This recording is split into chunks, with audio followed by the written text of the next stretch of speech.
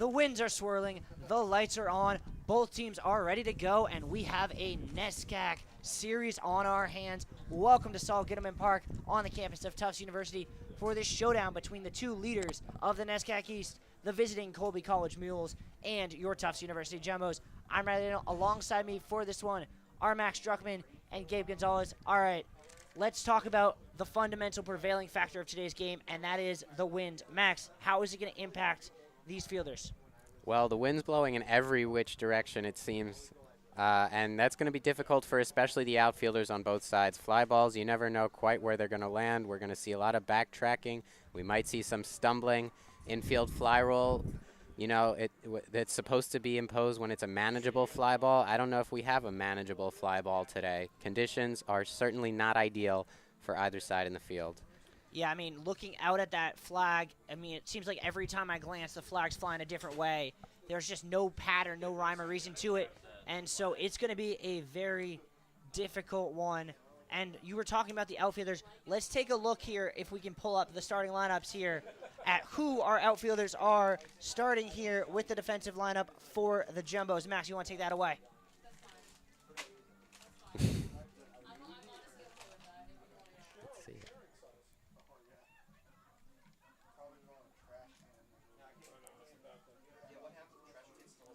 Behind the plate for the Jumbos, we have Malcolm Whitfield. Malachi Pena is your designated hitter. Connor Flavin at first, Jesse McCullough at second, Ozzie Fleischer at short, Patrick Solomon at third. The outfield, McKiernan in left, Fleckner in center, Fritz in right with Connor Pedeswa the starter. All right, and on the other side, Gabe, what do we got for this lineup here for the Colby Mules? Yes, at center field, we have Marcus Forrester, Ryan Gray starting at first base, Cole Palmieri at catcher, Brady O'Brien at shortstop, Tony Silver, the DH on the day, Genki Leclerc at left field, Patrick McConnell at center field, Patrick Shrake at third base, Clint Flippo at second base, and Nicholas Thompson will be the starting pitcher today for Colby. And on the other side, on the hill for the Jumbos will be Connor Pedeswa. What are your thoughts on him, Max? Well, his numbers thus far this season have not been great. He has a ERA of 4.5 and over 28 innings pitched. The Ks have been good, 35 Ks versus only 16 walks, which equates to a 1-2 win-loss record. Last time out versus Bates, he took the loss. 4 2/3, 2 hits, 3 earned, went 98 pitches. Still 7 strikeouts versus 3 walks. So the volume is there, the strikeouts are there, no walks, but he's getting beat up a bit, giving up some runs. So against the high-powered Colby offense today, it's going to be a difficult outing for him.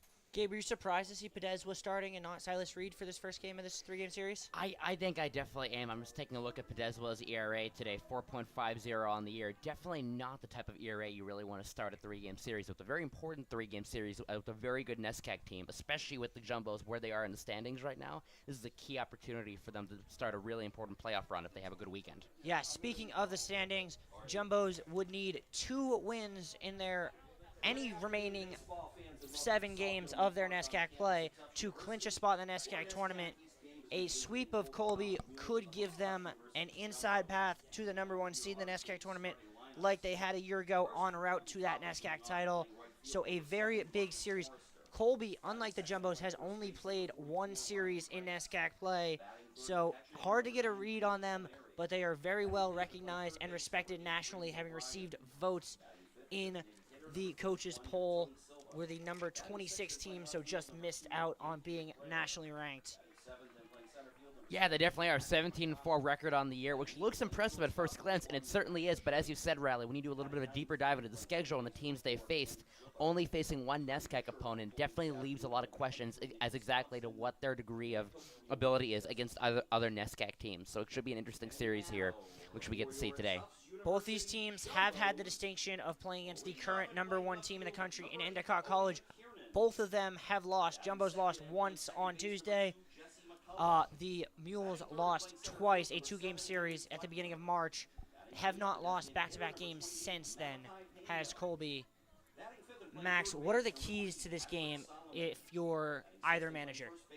Well, I think for Colby, we've seen, as we said, a high-powered offense. They've scored 10-plus runs in 11 of their games, and although not many of those games have come against NESCAC opponents, it still means that they can certainly put the ball in play and score some runs. So I think jumping on Podeswa early, getting him out of the game as soon as possible, getting to that jumbo bullpen, which hasn't been that deep as Coach Fagdis would have liked so far this season, I think is definitely a key to the game for the Mules. We're going to take a short break for the national anthem. When we come back, first pitch, live from Gittleman.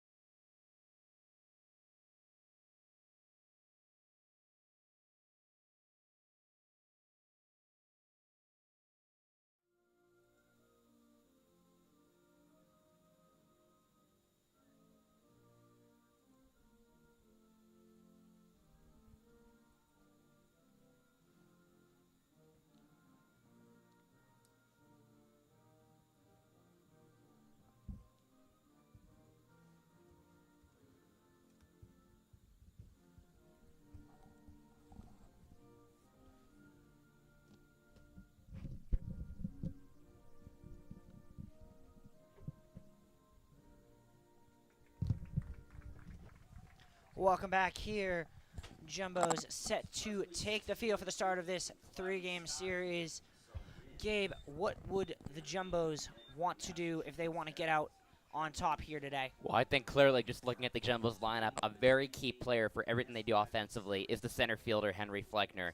Just a fantastic season he's had so far. 381 batting average on the year, 3 home runs, 32 hits. He's really key to everything they want to do, and a good start for him today would be a good start for the Jumbos, I think, going forward.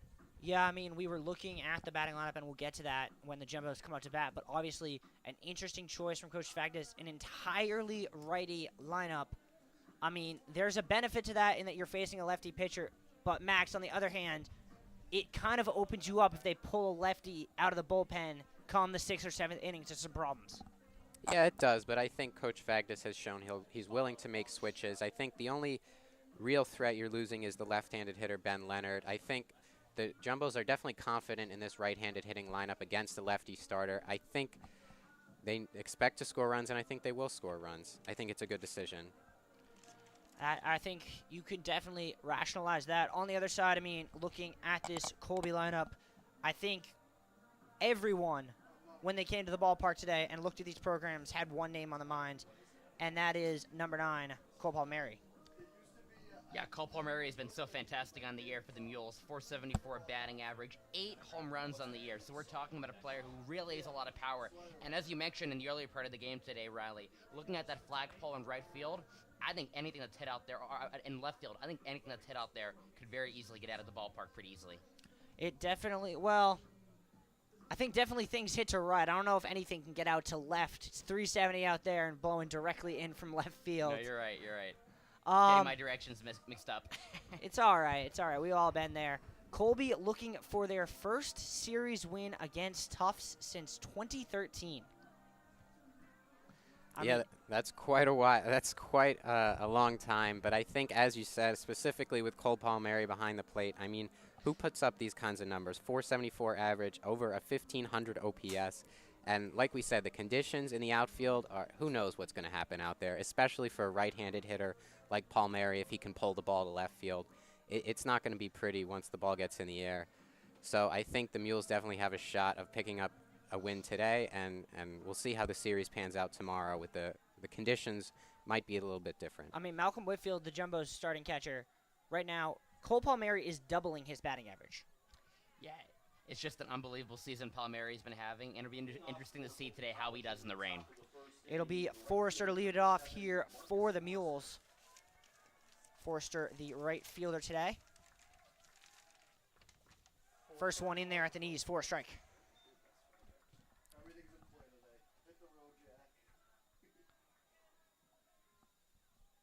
Podeswa nods. And the 0-1. Just misses outside.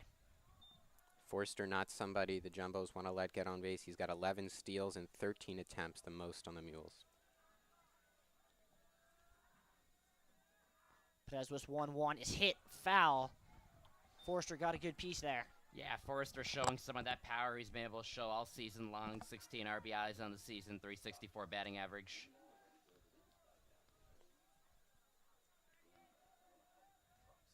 Pedezwa nods, gets set, the 1-2. Just doesn't break. And I think something we've seen in only 4 pitches so far, Pedez was keeping the ball low. He wants the ball on the ground because once the ball gets in the air, as we said, anything can happen today. 2-2. Off speed, just missed hitting Forrester, and that'll run the count full. Yeah, we're just to see how Pedezwa mixes in the change up today. To see if he can get that pitch going, he can definitely have a very good day outing on the day. Gets set, the payoff pitch to the Mules leadoff hitter. Little bit upstairs, and Forrester draws a walk. Like we said, Forster's got a lot of speed. You don't want to walk the leadoff hitter, especially when it's a stolen base threat like Forster is. That'll bring up the 2-hitter, the first baseman, local kid Ryan Grace. Had a pretty solid start to the year. Had a really nice season last year, hitting in the 310s as a sophomore, now in his junior year. Pedezwa's first one, just across for a strike. Grace unhappy with the call. Yeah, Ryan Grace, 27 RBIs on the season. This has been a really key hitter for this Colby Mules lineup so far.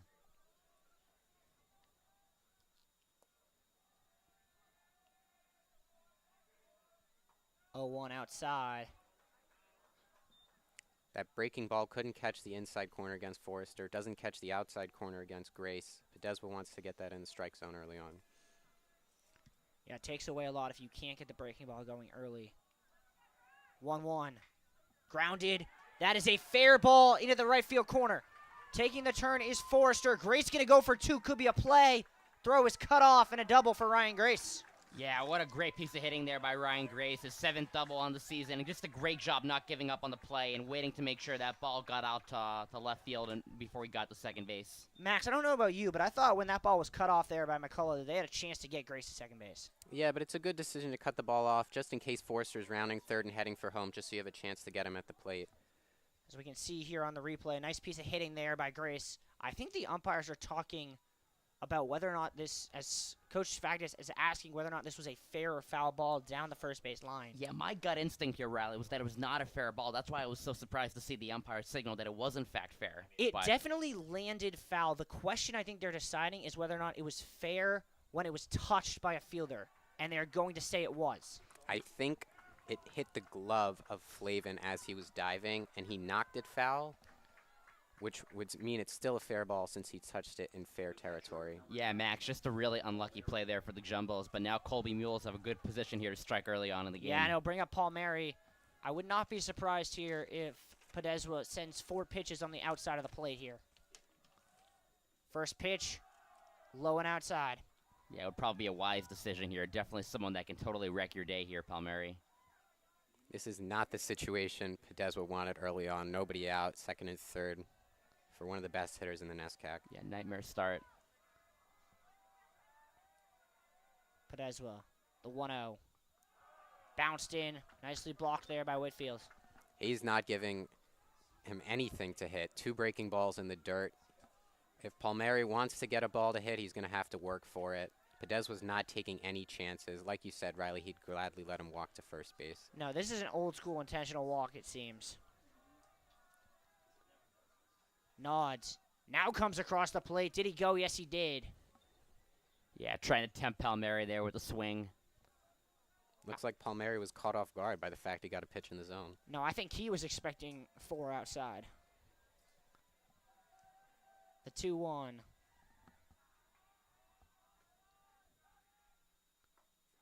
Just inside. Jumbo's bench thought it was strike 2. Yeah, and looks like Pedezwa here is probably very close to walking Palmieri to load the bases. I don't think he's particularly concerned about that. I think he might send him on to first base with a free gift basket as well. The 3-1 to Palmieri. Across for strike 2. As once again, Palmieri got a pitch to hit but was not expecting it. It does seem like Palmieri is expecting to walk, which is not something you would expect for somebody hitting .474. but I think he knows on this pitch Podeswa might not give him something in the zone. Payoff pitch to Palmieri. Straight up, gonna be trouble. That one's hanging, will be caught in right field. Runner is not going. Nicely done there in right Yeah, and by Fritz. yeah, unlucky for Palmieri there. That ball is just a little bit deeper in left field. I think it would have been 1-0 Colby here. And that's really well done by John Fritz to call off Jesse McCullough because he looked like a deer in headlights trying to find that ball. Yeah, it was a nice job by Fritz coming on, making that play. That ball was up there for a long time, as we said. It was slicing towards the right field line. Anything can happen once the ball gets up in the air today. O'Brien now stepping in for the Mules. Still 2 on, 1 out now. Did he go? Yes, he did. Yeah, seen a couple check swings so far in this inning. 2 from Palmieri earlier, 1 from O'Brien there. I'll tell you what Podeswa, did, is that he found his breaking ball with those 2 pitches he threw to Palmieri. Now looks in, the 0-1. Breaks, but just a little too low. Barely below the zone, but I like that pitch from Podeswa. He's not shying away from trying to go inside and jam the Colby hitters.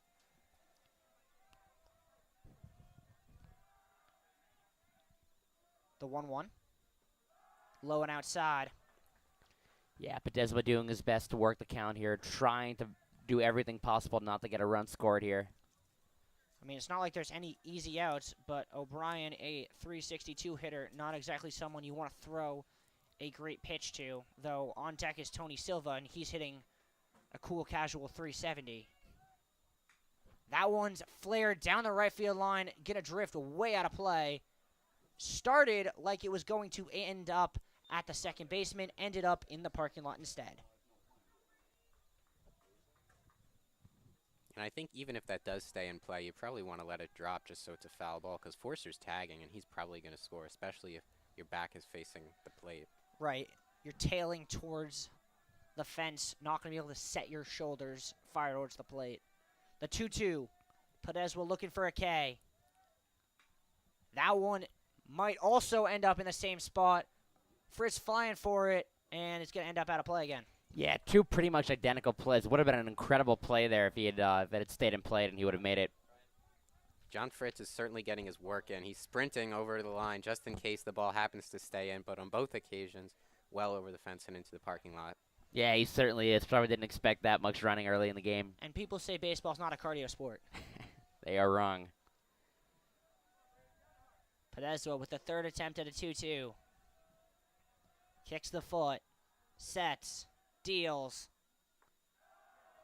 Mercy, that was close. Just barely down, but looked like that could have been strike 3 from up here. Yeah, I think We'll Podeswa. take a look at that here. Max, give us your thoughts on where that location was.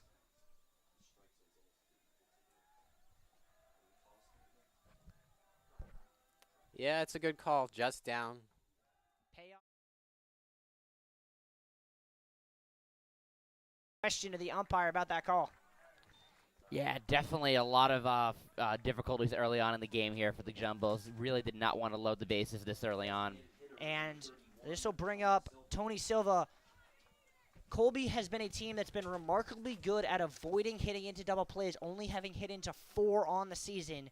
Jumbo's looking for one here. Corners in. Middle infielders in double play position. Catches the bottom half of the zone for strike 1.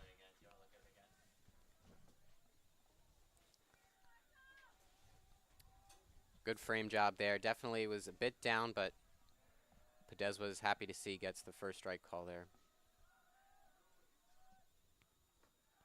Doesn't get that one. That one a little bit further down. Yeah, Podeswa's pitch count is certainly taking a bigger hit than he expected early on in this inning. Just not a lot of easy outs or pitches here that he's been able to get. No, but that's kind of been the story of Podeswa this year. Not been a modicum of efficiency.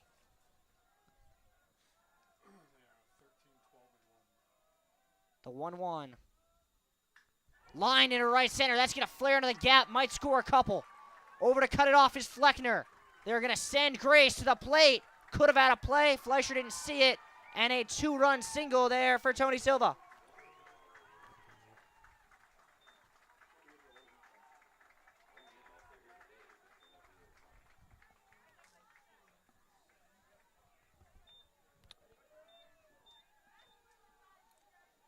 Silva waits on the breaking ball, lines it the opposite way, just out of the reach of the center fielder, who then spins and fires it home. But 2 runs are definitely scoring on that pitch. As we saw, the wind basically gave that ball another life, but a good piece from Silva, taking a pitch over the outer half of the plate and going with it to right field. Yeah, just a picture-perfect start here for Colby, as they were able to load the bases and then get a 2-run RBI single in here. So bring up Genki Leclerc. Leclerc, the left fielder for the Mules.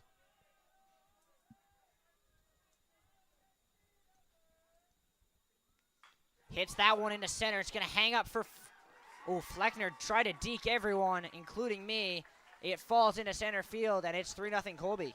Yeah, great job getting that ball to drop in there out of the reach of the center fielder, and 3-0 Colby here, just the start they wanted. And not the start that Connor Pedeswa wanted, as Colby really just teeing off in this first inning. A hard hit ball down the right field line, one into the gap. That one a little bit less hardly hit, but still finds grass. And once again, 2 on with 1 out. That one to McConnell, catches the outside corner, 4-strike-1. I'll give Whitfield credit. He's doing a good job of sort of giving Pedeswa some more strikes that otherwise might have missed. Frame job has been excellent early on. Play on. Did they get him? Just missed. And that was a really close attempt there. He was taking way too much of a lead at second base, but fortunately for him, he was able to stay on. That was a great play. It's very rare you see righties with a good kind of pick off to second base. Pedeswa showed one there. Now the 0-1 to McConnell, fouled out of play. We can take a look at that pickoff to second. It looks like Fleischer calls it with the glove sticking out.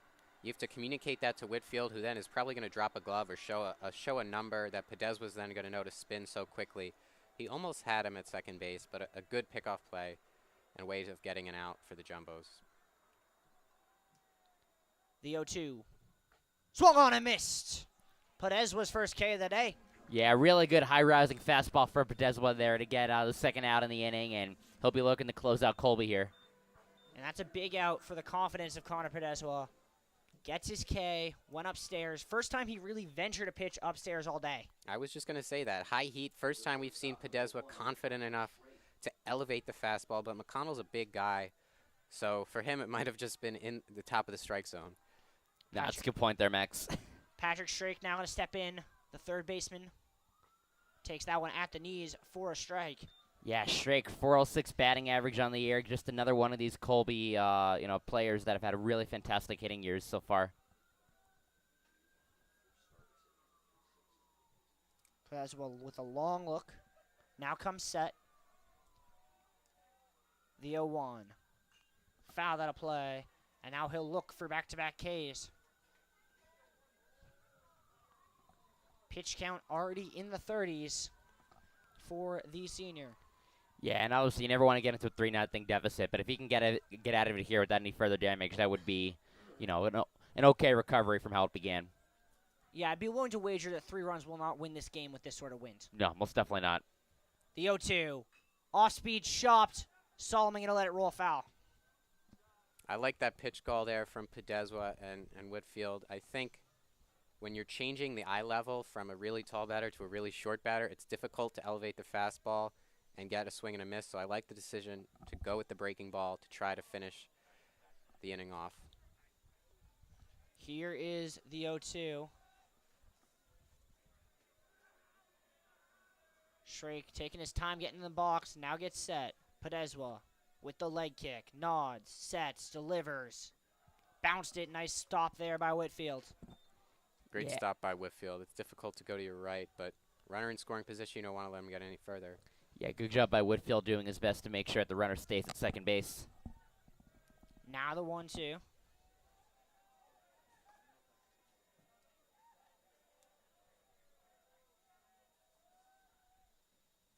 Chopped up the middle, going to be a tough play. Fleischer will flip it to McCullough.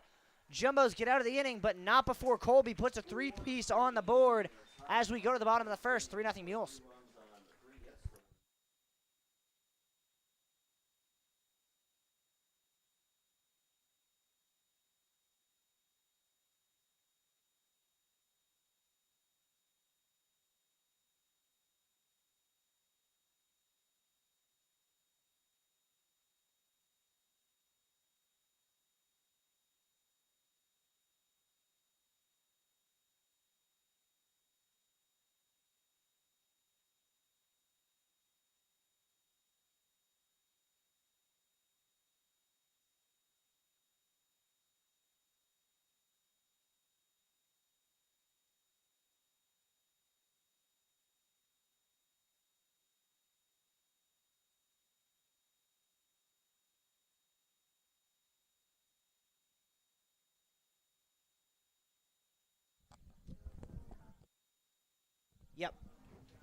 Welcome back here to Saul Goodman. Let's take a look here first at the Colby defensive lineup.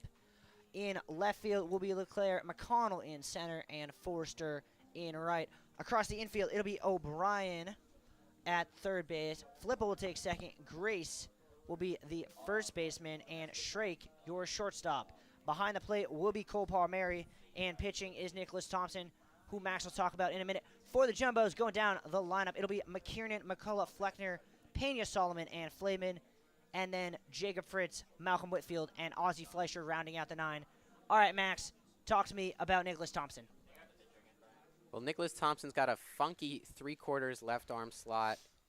On the season, does not have fantastic numbers, 4.34 ERA and a 1.23 whip, which comes out to a 2-2 record over 18 innings pitched, including 1 complete game. The strikeout to walk ratio is good in favor of the strikeouts. He's got 14 Ks, which is double the 7 walks. And last time out, 3.1 inning pitched, 7 earned runs. That was against Trinity. So he's looking to do a lot better here against the Jumbos. Oh, and McKiernan leading off for the Bows. Getting a rare start for him. Part of this all-righty lineup. The 1-0. Yeah. Off speed in there for a strike. Yeah, McKiernan, 283 batting average on the year for a player who hasn't played as much as some of the other players in this lineup. Not a bad way to begin the game. No, it is very unusual not to see Fleckner at the top as McKiernan swings and misses at strike 2. Another element of McKiernan's game, he leads the team with 14 walks, and I think we saw Forster walk to start the last inning. That resulted in 3 runs for Colby. So the Jumbo's trying to replicate that with a leadoff hitter who gets on base. Thompson breathes, deals outside, and that had some movement to it. Yeah, it's trying to get that curveball to drop in there. Just wasn't able to make it. It'd be interesting to watch if he's able to get that to drop into the strike zone more as the game goes on, though. Palmieri sets up outside. McKiernan looks at his call sheet. Breeze delivers the 2-2. Off speed, fouled out of play by McKiernan. A lot of off speed early on from Thompson, and I think with the wind, it's even more difficult for these Tufts batters to read that pitch, especially since it's going to stay over the outside corner. The wind is going to blow it more towards the outside corner, but at the end it might drop in. You got to be ready for that with the quick wrists. 2-2. Low and inside will run the count full. And it's almost like we're watching a redux of the first at-bat of the game to Forrester. McKiernan was not ready for that fastball down the middle. I think he's happy that it was low and inside. He was expecting breaking ball there. Nah, he wasn't. Both pitchers are getting their pitch counts up early in this game. Payoff pitch to McKiernan. Inside corner, strike 3. Thompson goes right back to the fastball. As we just said, McKiernan was not looking fastball. Thompson knows he's not looking fastball. It's a good pitch, good location, good frame job from Palmieri. 1 down here in the bottom of the first. I mean, I know he's thrown a lot of breaking balls, but if he comes to you with that fastball, you got to be expecting fastball 3-2, right? I mean, it was the previous pitch, so you have to certainly be ready for it. And I think Coach Sfagdus is not going to be happy with McKiernan going down looking in that situation. McCullough was looking fastball there. Problem was Thompson came at him with a breaking ball.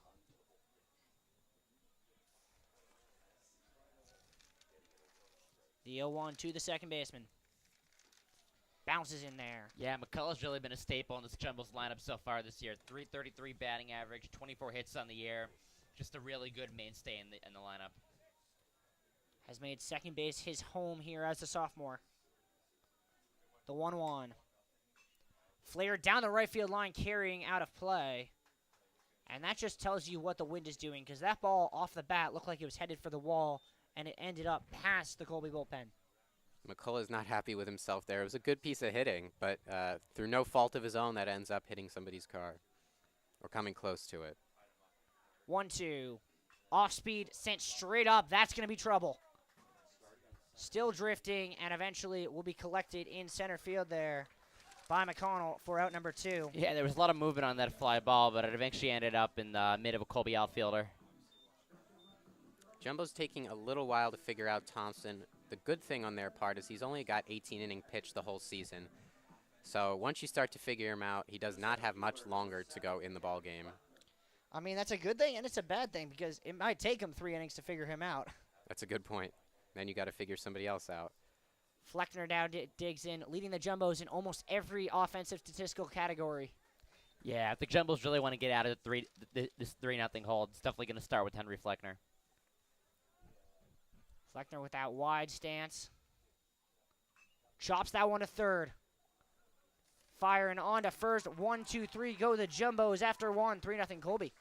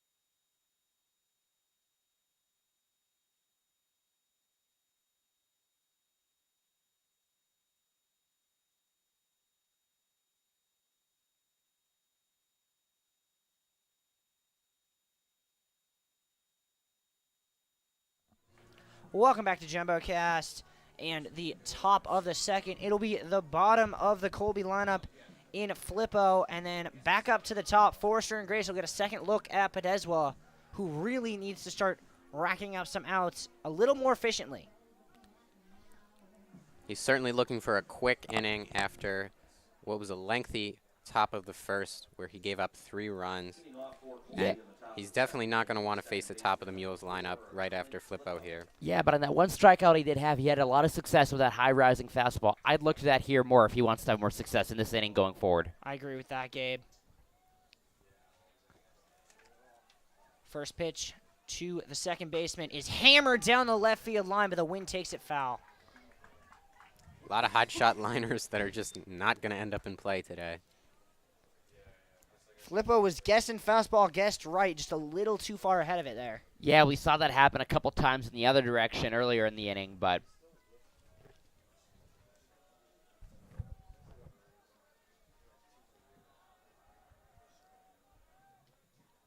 Oh, one hammered into left center. That gets down. Fleckner to go cut it off. Flippo takes a hard turn and will slam on the brakes. Yeah, really good hit by Flippo there. Was almost able to be caught by the shortstop there, but just wasn't able to reach up high enough to get it. Great piece of hitting by Flippo. He jumped on the previous pitch, does not change his approach, just waits a little bit and ends up lining it up the middle for a solid base hit and gets the Mules with the top of the lineup here with nobody out. Definitely not the start Pedezwa wanted here. No, it is not. Back up again is Forrester. And we'll take a look now after that ball one at the replay of that swing here. Just a nice, sweet, compact swing by Flippo. Not trying to do too much. Sends it up the middle. And he's got speed once he hits the base paths. Jumbo's lucky to keep him at first base. 1-0. Upstairs, just inside. Yeah, if he can locate that rising fastball a little bit more accurately next time, definitely something I think that could have some success here. Yeah, I mean, the thing is with Pedezwa is he's got to get some outs quick or there will not be a next time. No, they're one with the pitch count the way it is. That one catches the inside corner at 4-strike-1. And I think if you're going to use the high fastball as your 2-strike pitch, you got to mix in some low pitches like that breaking ball we just saw for Pedezwa. It's a good step in the right direction. 2-1 bounces, blocked by Whitfield. Runner will advance to second. That'll be a wild pitch. Not much Whitfield could do there. Once it gets past him, it's a large backstop here at Gittleman. Lucky to keep the runner at second base instead of him taking 2 bases there. Yeah, Whitfield had a good play earlier on in the game when he was able to make a stop to keep the runner on at second, but just wasn't, the ball went by him there. Now look to see if Pedezwa maybe becomes a little more aggressive, looking for the K with not much risk to a walk here. 3-1. Line into left field. Runner being held at third, then it's bobbled and completely misplayed by McKiernan. That'll lead to a runner on second and a run coming home. Yeah, big-time mistake by McKiernan there. That runner should have stayed at third base, but now it's 4-0 Colby, and Pedezwa is not getting off to the start he wanted to get off to here. And as we said, McKiernan does not start every day. He's in the lineup today with that all right-handed hitting lineup. You can't make errors like that if you want to remain in the lineup. Not a good start to the inning for the Jumbos. Not a good start to the game at all. That's an error and 5 hits given up, and they have only recorded 3 outs. And Pedezwa is over 40 pitches already. Ryan Grace digging in for his second ups. First time up, had that double down the right field line. Yeah, he certainly did, and definitely not what you want in the second inning when you're already having repeats in the lineup. Another timing play. Not able to get Forrester. I mean, those timing plays are great as a way to get out, but I think the more beneficial way of getting out would be focusing on the hitter here as Pedezwa's pitch count rises. The 1-0. Swung on and missed. Yeah, really good job fooling him there, and definitely Pedezwa wants to see more of that as the game goes on. Little bit of activity starting to see in the Jumbo's pen already.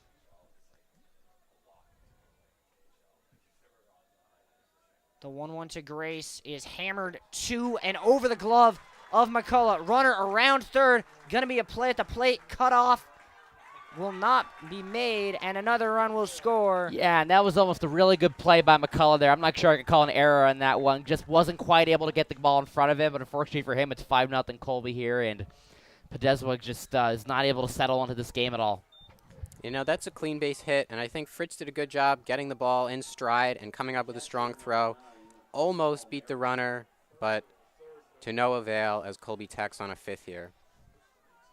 And you get the feeling that this just might not be Connor Pedezwa's day. No, it definitely has not been so far. Palmieri looks at ball 1.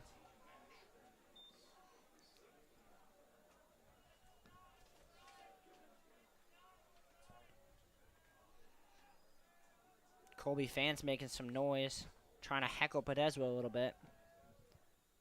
That one bounced in. Whitfield couldn't find it, but it was right beneath him.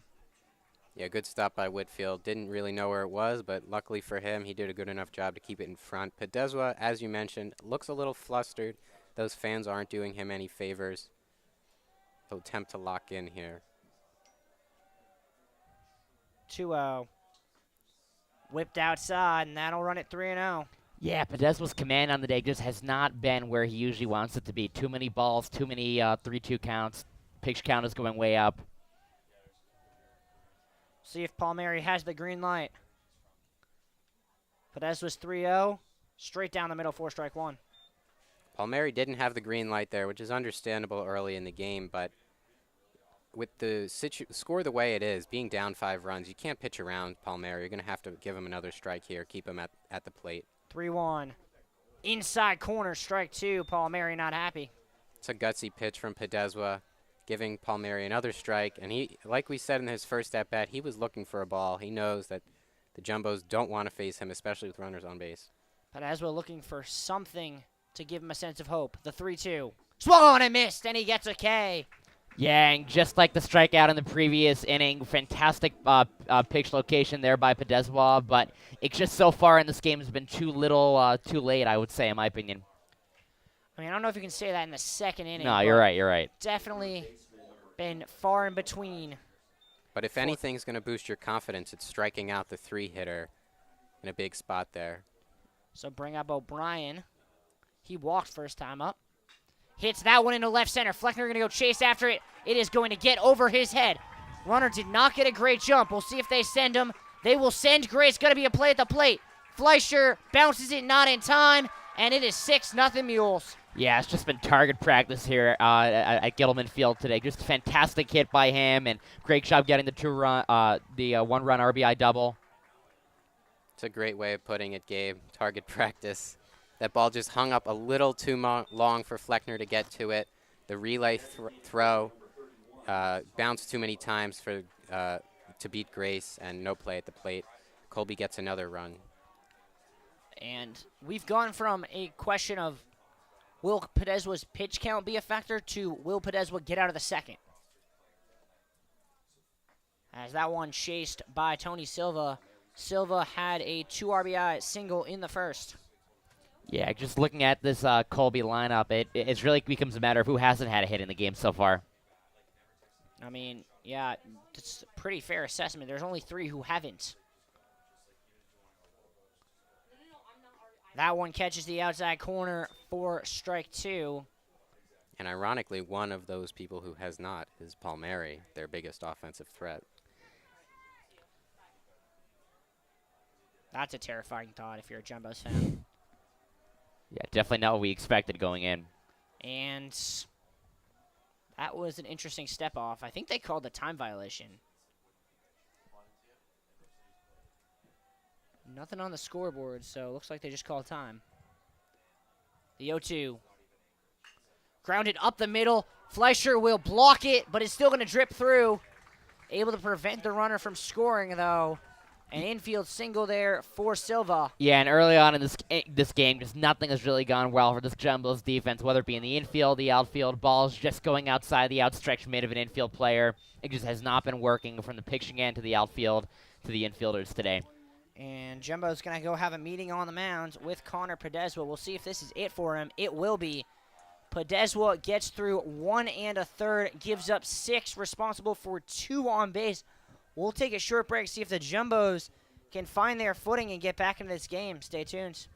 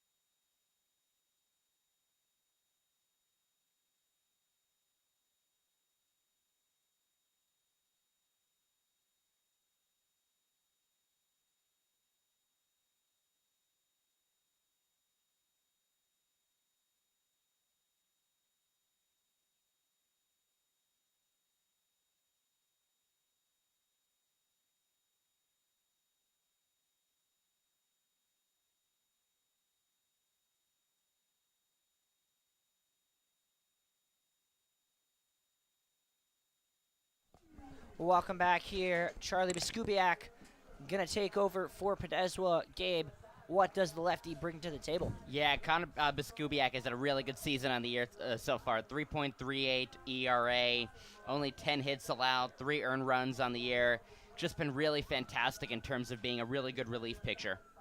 We will reset the situation for you. Runners on the corners, 1 down for the Mules, 3 already in this top of the second. Up to the plate here is LeClaire. First time up, Genki LeClaire singled. Another good stop from Whitfield. It's difficult going directly from a righty to a lefty. Ball comes in at a different angle. Good stop. The 1-0 is flared down the right field line, and this time the Jumbo's going to be grateful for the wind. Yeah, that's the 3rd foul ball in this game so far that we've seen hit in pretty much the exact same direction, so it's pretty easy to tell, Riley, I think, where the wind's heading. It's a good assessment, Gabe. Favors a lefty hitter for sure. LeClaire gets set for the 1-1. Just misses the outside corner. Jumbo's bench wanted strike 2, not getting it. I will say for the Jumbos, this long inning just gets Thompson cold. So if the Jumbos are looking for a spark on offense, they might get it once he goes back out there. That one catches the outside corner, 2-2. Yeah, I mean, I'm thinking back to the NESCAC tournament a year ago and that Amherst game in Game 1 where the Jumbos got down 6-0, turned it around, won 12-6. There is no such thing as a safe lead in a NESCAC game. 2-2. Foul that apply. No, there definitely isn't, Riley. I mean, it's still only the second inning and definitely possible for this really potent Jumbos offense to break out later on in the game. LeClaire. Beskupiak's 2-2 is flared into right field, backing up Fritz. Runner will go. They will not try a play at the plate, and it is 7-0 Mules. Yeah, we obviously say it's early on in the game. It's 7-0. It's still 7-0. Definitely not the start you wanted to see. No, it's not, but you can't really blame Beskupiak for that one. He did his job, got a ball, hit to a fielder, well dealt with by Fritz. And the Jumbos 1 out away from getting out of this nightmare of a second. That one's hit into left center. Could be trouble. Back goes Fleischer. Can't play it. Runner going to third. Might be a play. Throw not on line. And that'll be first and third for the Mules. Another excuse me single. That's a great piece of base running from LeClaire there. Obviously, he's going on the pitch with 2 outs. But having the ability to recognize that Fleischer's not going to catch that, rounding second base, head on, going straight into third, and he beats the throw. Great base running, gets another runner into scoring position for the Mules. And this will bring up the 9th Mule in the inning in Shrake. Third baseman ended the last inning with a ground out. Will do the same here thanks to a lovely stretch by Connor Flavin. The Jumbos play with fire and get burned. We go to the bottom of the second, 7-0 Colby.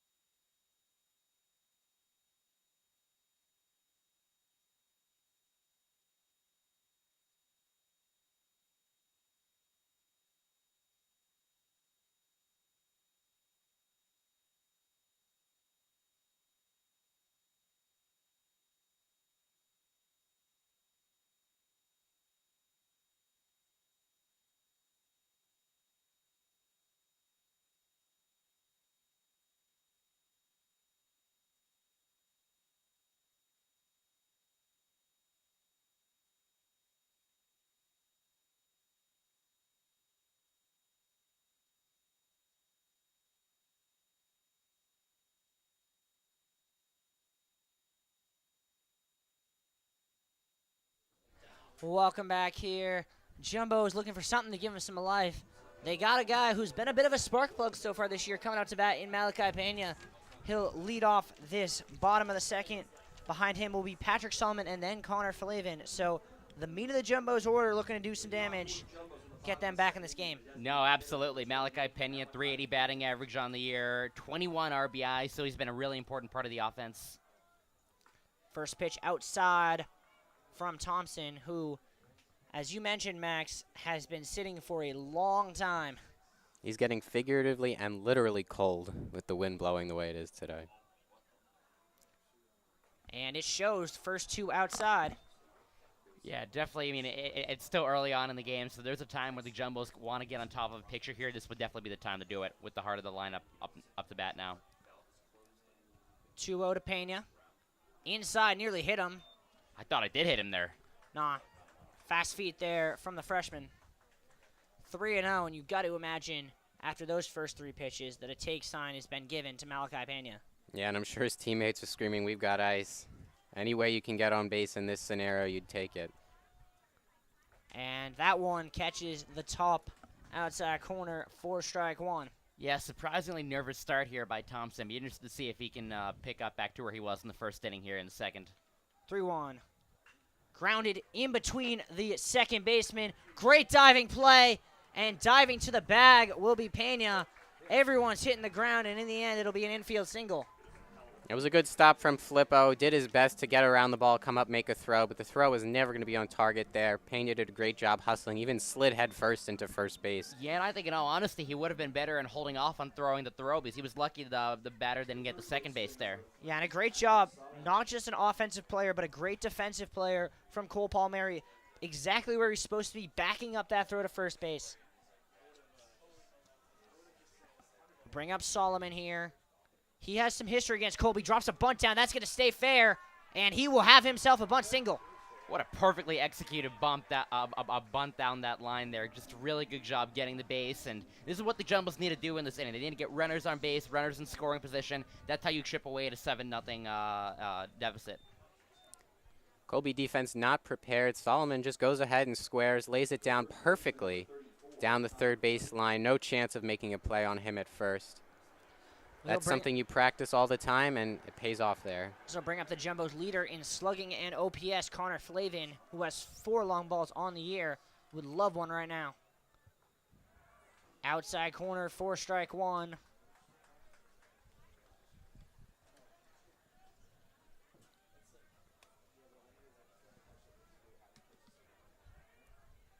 Thompson, very deliberate.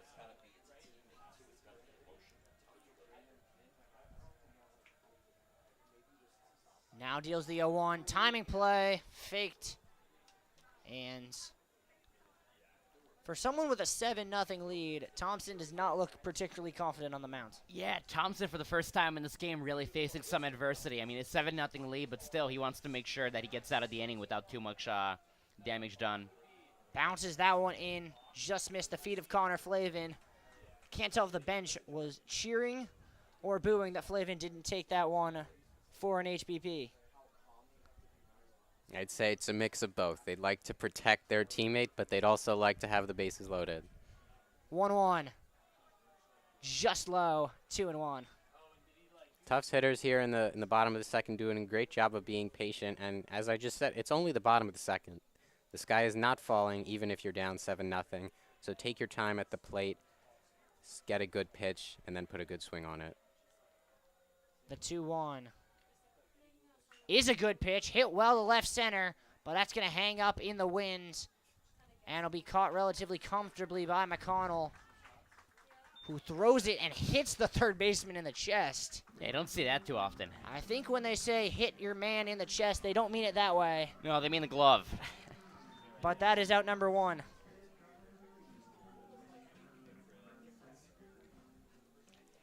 John Fritz is going to step into the box for his first AB of the day. Has had a very busy day so far defensively. Couple of nice plays.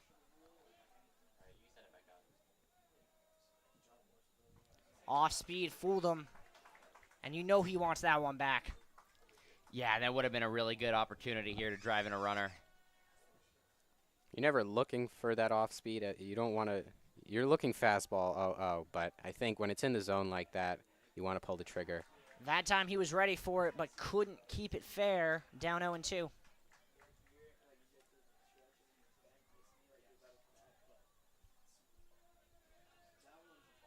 Thompson ahead 0-2 here, looking for a punch out. And he's certainly in no rush to get there.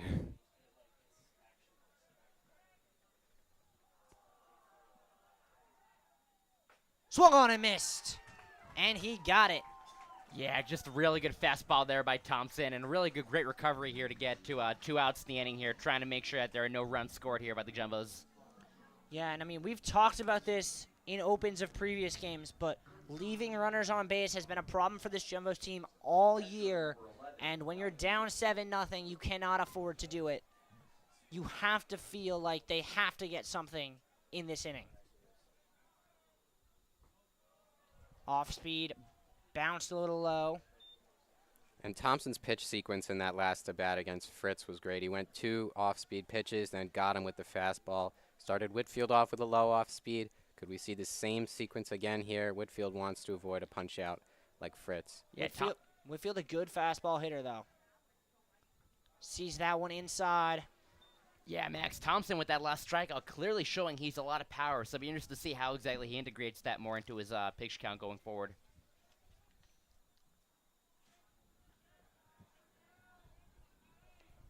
Thompson not deviating from his kind of set motion. The 2-0. Just inside, 3-0. On deck is Ozzie Fleischer, who last weekend had his first 2 home runs of his collegiate career. Yeah, Fleischer's still hitting over 300 even though he's in the 9 slot. 3-0, bounced in there, and Whitfield had already started tossing the bat before the umpire had even called ball 4. That'll load the bases for the Wizard, and what a time it would be for a big hit from this senior. No, it would be. I mean, Ozzie Fleischer, as you just said, Max, he may be in the 9th spot, but that just shows you the strength of this Jumbo's lineup, that you have your ninth batter hitting over 300. Well, it's almost that old school strategy of having the 9 hitter be your second leadoff man.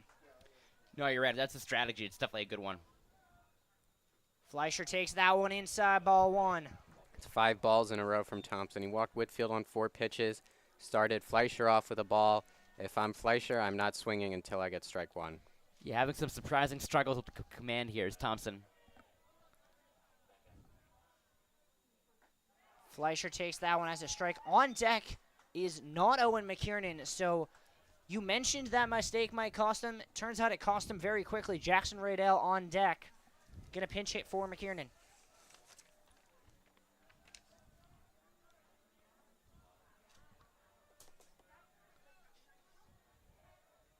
The 1-1 to Fleischer. Just couldn't clip the bottom of the zone, 2-1. Great take from Fleischer. Looked like that ball was going to hang in the zone, but the last minute cuts below his knees. Now he's ahead in the count. This is a crucial at bat for the Jumbos. Bases loaded, 2 outs. You got to get a run on the board here. Thompson deals. Just catches the bottom of the zone. You can tell what Ozzie Fleischer thought of that call. Definitely did not agree with the strike call. Yeah, Fleischer realizes what an important moment of the game this is. Even early on, you don't want to allow this opportunity to go wasted here without scoring any runs. Can't. Knock down 7 runs.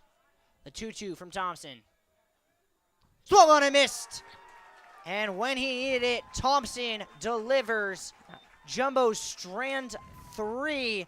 We go to the 3rd, 7-0 Colby.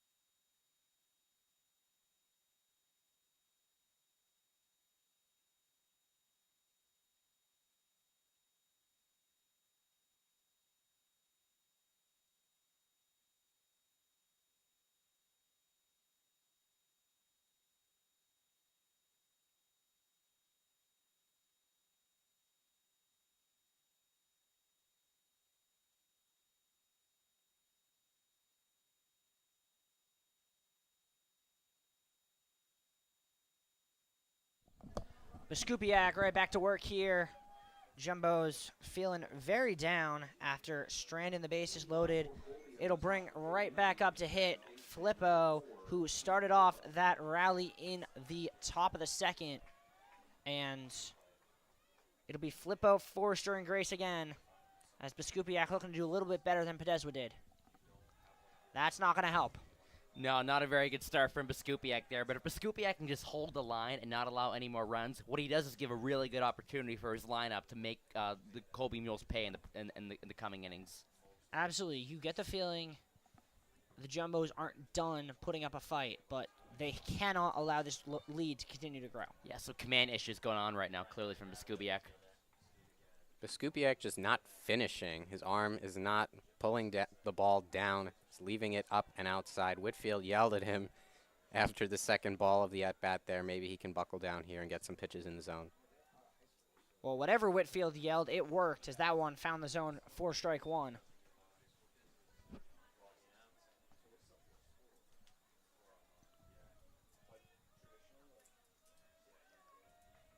The southpaw is 2-1.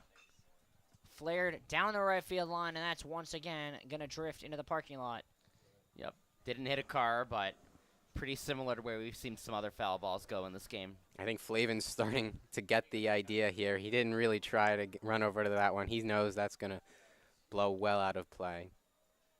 Yeah, and apparently we've been told that today's winds are just a warm-up to tomorrow, which is supposed to have double the wind. So tune in on JumboCast if you want to see baseball played inside of a gale.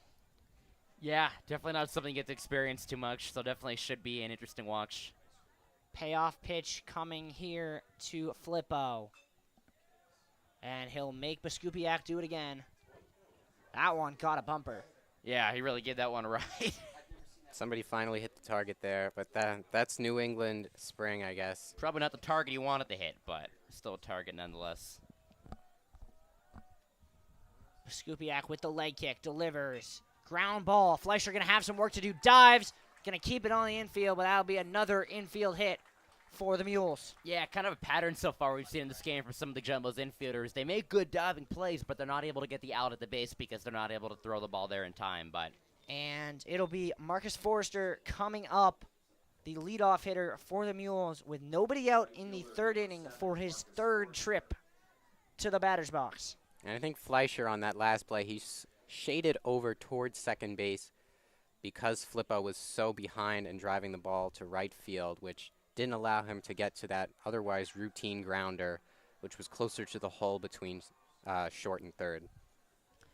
Forrester, a walk and a single on the day, has come around to score twice already. Takes that one outside for strike one, excuse me. On deck, Ryan Grace.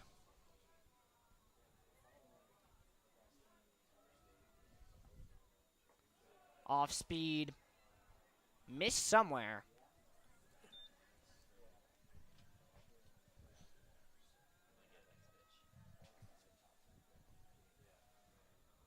The 1-1. Grounded down the third base line off the bag.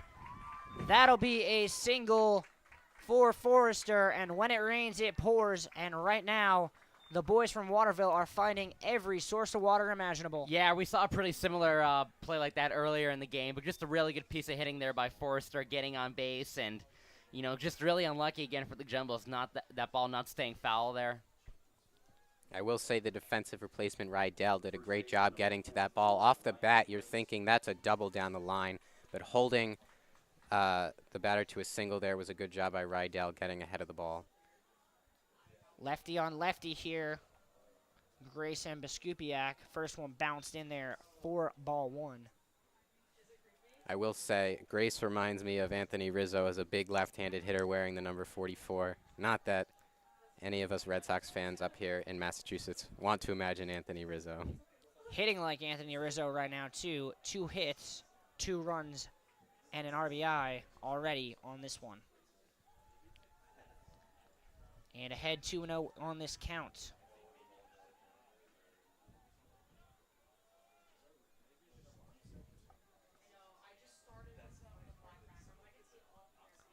The 2-0 catches the inside corner. Grace giving the umpire a questioning look. Yeah, really good pitch by him there as he's trying to do his best to control the damage here that Colby's been trying to inflict.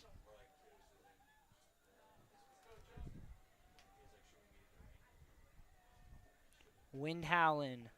Timing play once again, and once again Forrester, this time it's Flippo getting back to the bag. Yeah, Flippo was taking a pretty big lead there, trying to do his best to contain. I think the problem with the Jumbo's timing play, to be honest, is that they're only running it with Fleischer. To really make that work, you got to have McCullough involved occasionally as well. 2-1. Swung on and missed as Grace was trying to send that into a different zip code. Yeah, it was a really good fastball there. Really blew it by him. back at the timing play, though, you can't have McCullough involved because he's shaded so far over to the line with the left-handed batter up. And Grace has put 2 balls down that right field line in his first 2 at-bats, so you don't want McCullough out of position with a runner in scoring position. Ball 3 misses low, Yeah, and that'll run the count full. Yeah, once again for Veskupiak here, some troubles with his control and command. Just trying to do his best to get that under better handle here.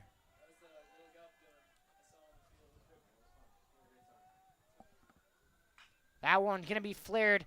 Jumbos probably won't get 2. Get 1. No, they don't, because Jesse McCullough forgot the baseball. Yeah, it's just becoming a little bit of a comedy of errors here. They can't seem to get anything going right here in terms of the infield and their defense and getting outs. Just not what you want here. Another bases loaded opportunity here for Colby. Shades of David Hamilton there from Jesse McCullough. Don't remind me, Max. Big double play in a big situation. Now instead we've got bases loaded with still nobody out. I will give Veskupiak credit there. He looks unfazed compared to what Pedeswa was going through earlier in the game. He's not panicking. No, he's showing a lot of good confidence in the mound here, which is when you're down the way they are right now, it's what you need. Well, I don't want to be the bearer of bad news, but that's seemingly my job, as the bases are now loaded for who else but the hottest hitter in the NESCAC in Cole Palmieri. It always seems to happen like that, doesn't it? Grounded. Solomon coming home. Great job there. Whoa. Whoa. Oh, I don't know about that. I thought he held the bag. I don't think Coach Svagdis is going to be too happy about that one. We're going to have a replay for you momentarily here. Let's take a look. We'll see the throw come into Whitfield here. I think he holds the bag. It's close, but I think his cleat did hold the front of the plate. Obviously, it's a bang-bang play. It's a tough call for the umpire to make, but of no help to the Jumbos. No, I can see where the umpire is coming from because he clearly did take his foot off the bag as he was trying to hold on, but still, I think I would have given it to him there. I feel like you give that to the team almost out of sympathy. They're down 7-0. Like, you give them the benefit of the doubt What's here. another run going to do, right? There's no sympathy in NESCAC baseball. That's a brutal sport. Yeah, I got it. Run. Palmieri gets credit for the single there. His first hit of the day. The 15th mule to reach base on the day. And the bases once again loaded for O'Brien. Yeah, just a nightmare here for the Jumbos. They can't seem to get anything going here. Well, we saw earlier this year the Jumbos set a program record for runs in a game. Right now, they might set a record for runs given up in a game at this rate. On the pace they're in, definitely a real possibility. The 2-1. And O'Brien took one that was a meatball and a half. Colby did score 24 runs in their season opener this year against UMaine Farmington, so they might not approach that today, but they're certainly no strangers to running up the score. The base is loaded here. You never know. 2-2. High and outside. And that'll run the count full. Yeah, and Veskupiak is running into some pretty similar problems that Pedeswa ran into in the first and second inning, just having issues with control, having trouble keeping the ball in the strike zone. Can't disagree with that. Payoff pitch here to O'Brien. Line into left, into center. Fleckner backing up, will catch it. Runner tagging, and will score uncontested. A sac fly from O'Brien. Drives home Forrester, and the Mules make it 9. That's a difficult ball to play there by Fleckner. Goes in, then goes back even more. The wind kind of hung that line drive up, and in the end, Forster scores uncontested. Maybe if he starts back, comes up firing, they have a better chance of nabbing the runner at the plate. Yeah, as you said, Max, definitely a really good job by Fleckner, tracking that ball, not making any too sudden movements, and staying on top of it. Veskupiak will do it himself. To McCullough, throw bounce picked by Flavin, and the Jumbos finally do it right defensively. They escape the top of the third, but not before 2 more on the board. We take the turn for the bottom of the third. 9-0 Colby? Hard to believe.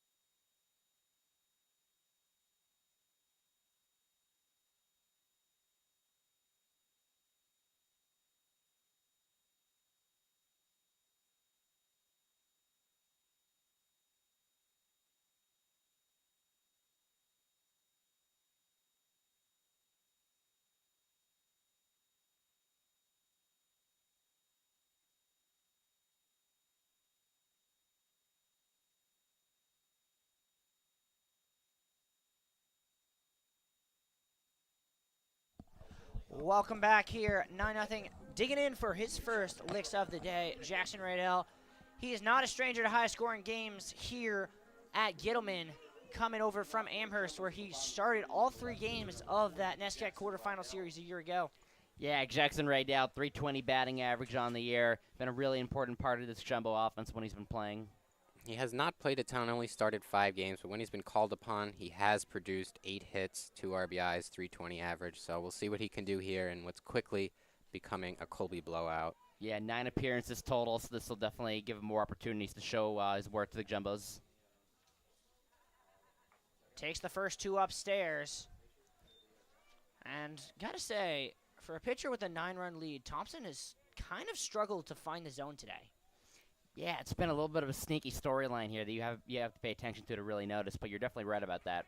Generous strike call there.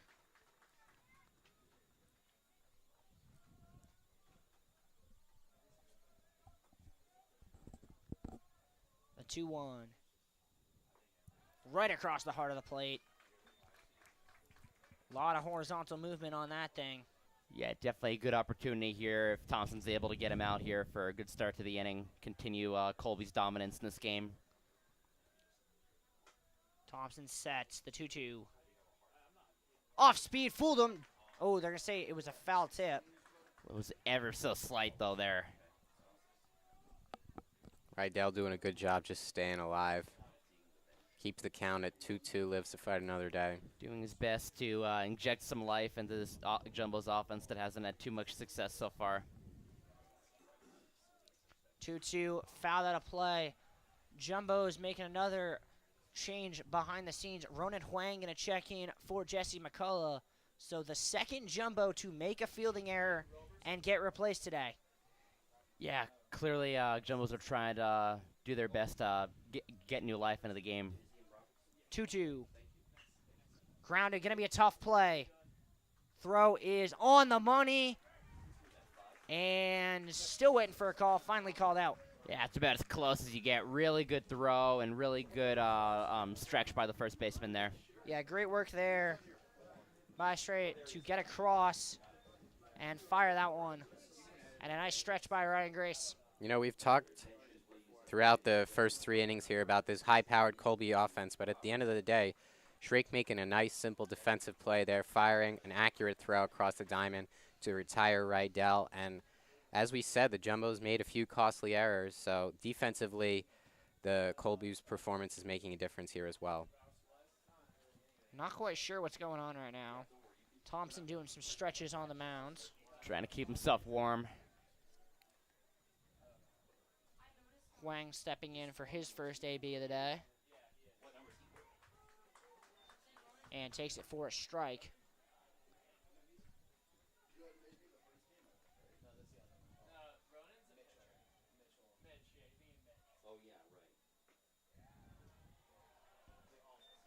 And I'm going to have to go look in my book here to see the last time Ronan Huang got an at-bat.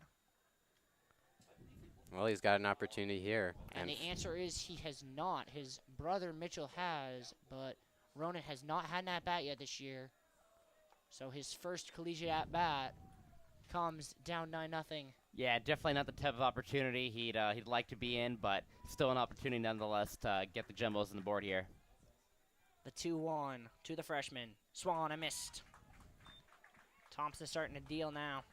Yeah, Thompson showing off that fastball of his.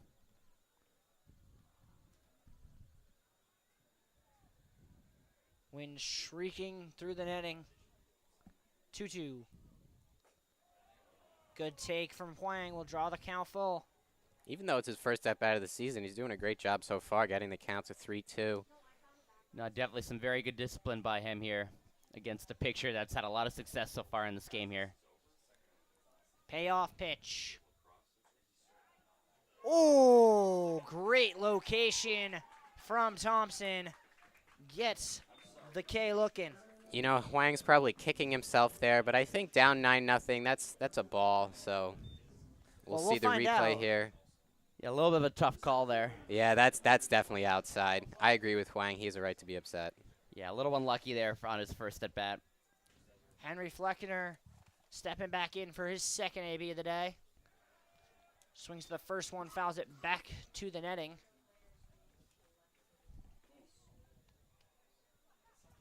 Fleckner not afraid to be aggressive after the previous 2 jumbo at-bats were lengthy counts.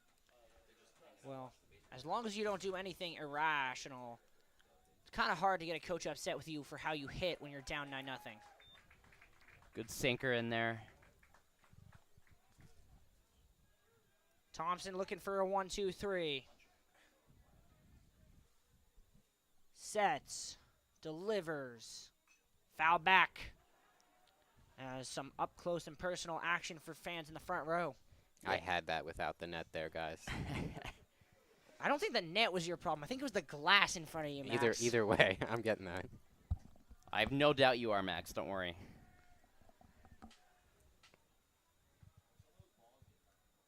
2-2. Off speed. Thompson was halfway to the dugout before ball 1 was called. Just a little bit down there.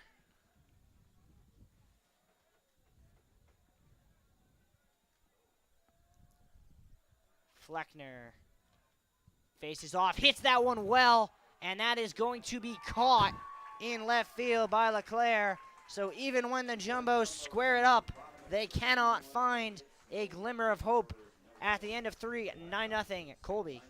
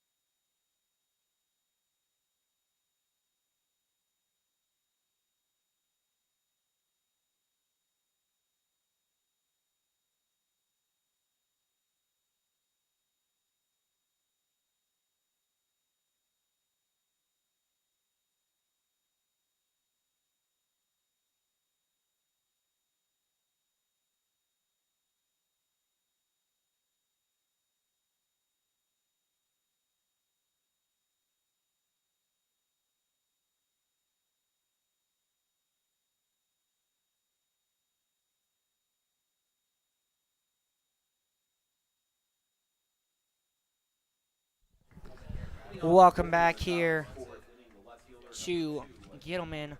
Leading off for this one will be McClare. His third AB of the day. And a new pitcher for the Jumbos. Hunter Beindorf. Hunter Beindorf, the senior out of Colorado. Like Thompson on Colby, he's got a weird arm angle, sort of 3/4 slot, but from the right side. On the season so far, he's got an ERA of 4.5 in 10 innings pitched, 5 earned runs, and an arm that gets a lot of action out of the Jumbo's pen, but again, not the numbers that you would love to see. Not an innings eater, if there's ever been one. Yeah, similar to Biskupiak in that he's been a really good relief pitcher for the Jumbos on the air, so it'll be interesting to see what he's able to do here with obviously his team in a very precarious position at the moment.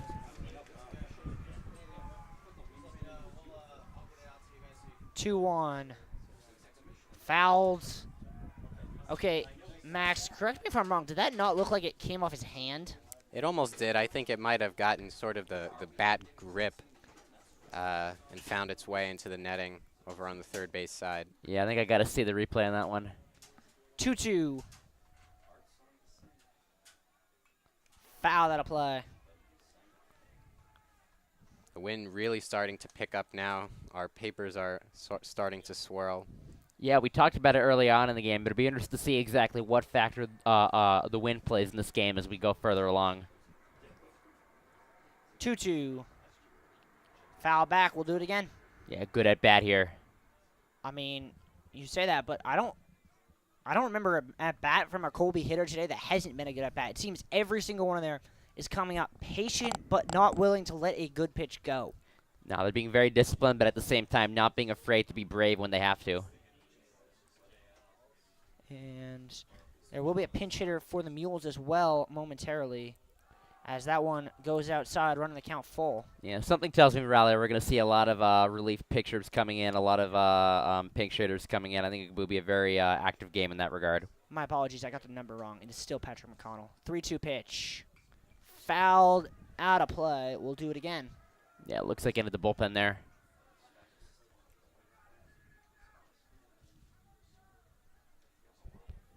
Leclerc not afraid to go the other way with Beendorf's sort of rising fastball coming up, and Leclerc has to wait on it.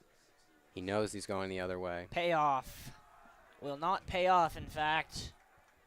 The lacrosse team going to go chase after that foul ball.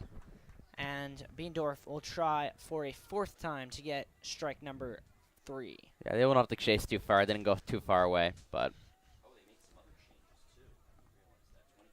3-2. Upstairs. Oh. Oh, wow. oh, I did not see that one at all. They called that strike 3. Let's take a look at that if we can.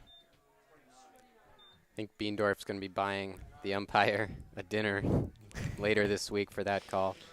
Yeah, Here it it's about is. as generous as it gets, I think. Up and in, Yeah, but he'll that's take not a it. strike. Not in any universe. But that is what you like to call a 9-0 strike. McConnell will step in, 1 for 2 on the day. Had a single in that second inning. He's also played a nice center field.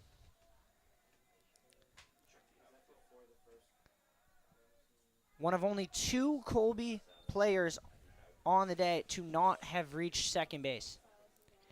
Yeah, it just shows you the absolute offensive dominance Colby has had in this game. It's just really pretty much down the lineup. Everyone has been able to have success today.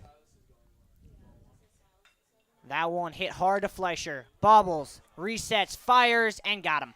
Yeah, but once again, I mean, it wasn't an error there. He was able to get the out, but just not an easy day for anyone on the Jumbo's defense today in terms of fielding balls that come to them. No, and I think that might be explained by the weather. Like, It might, this definitely. is wet turf, and wet turf does weird things. I'm not denying that, but it seems to have been pretty one-sided in this game so far. You've not seen Colby have the same sort of difficulties that the Jumbos have had. No, I don't know what Colby did differently in their IO, but they clearly were a lot more prepared for the wet turf. There's also been a lot more balls in play while the Jumbos have been in the field Yeah, than compared to Colby. That's true. This is Much the, bigger sample size. This is the 26th Colby batter to hit. The Jumbos have hit 12. Yeah, actually, it's almost incomprehensible. Shrake shows bunt, pulls it back, strike 2. Interesting decision there to try to show bunt. Yeah, I mean, honestly, that's just kind of like a questionable decision. You're up 9-0, like, Not the gain at all.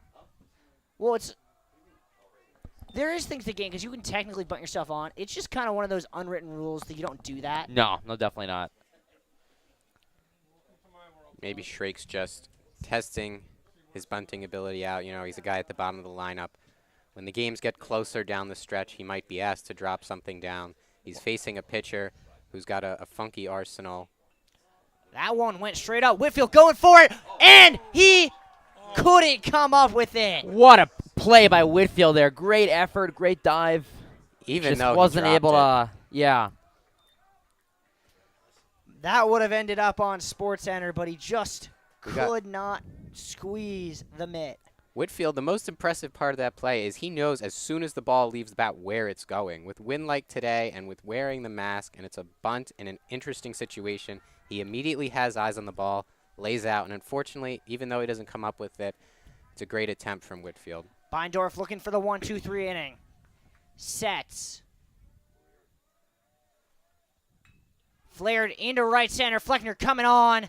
And the Jumbos finally get through an inning unscathed. We go to the bottom of the fourth, 9-0.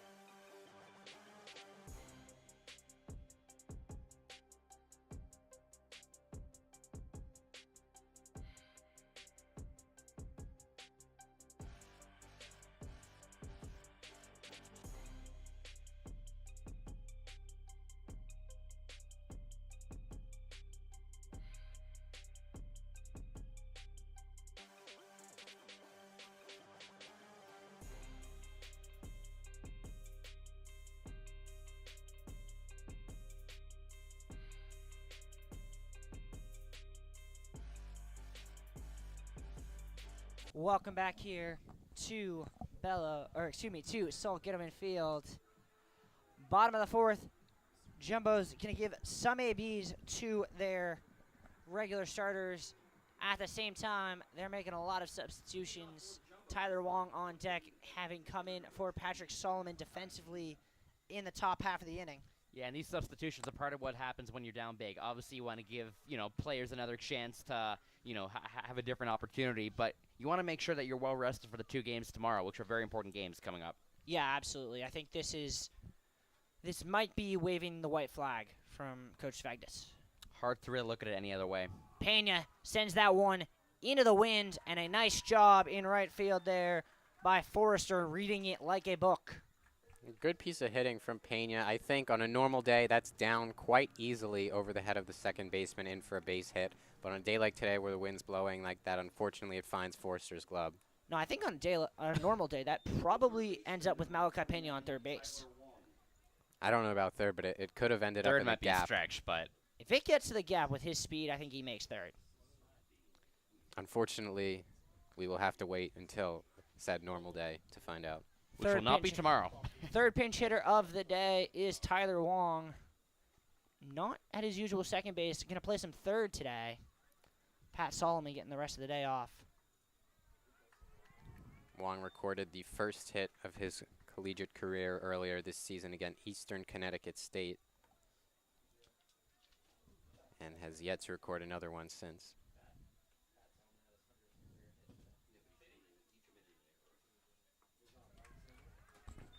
And that one is swung on a missed for strike 2. Yeah, Tyler Wong on the year, only 6 appearances, 3 games started, so definitely a good opportunity for him here to make his presence on the team known in terms of offensive production.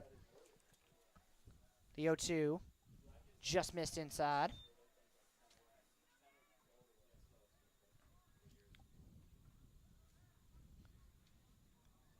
Jumbo's with a very young team. Days like today are often a really good opportunity to get some of these younger guys some ABs. The 1-2 to Wong. Swung on and missed. Yeah, definitely not the first batting appearance of the game he wanted. That is a 5th K on the day for Thompson, who is absolutely dealing right now. Nah, he's a lot of power on that fastball. Really good command overall in terms of where he's placing his pitches. Just an overall really good performance from him. No real big complaints, I would say, personally. Connor Flavin going to step back in for his second ups after 2 quick outs for Thompson.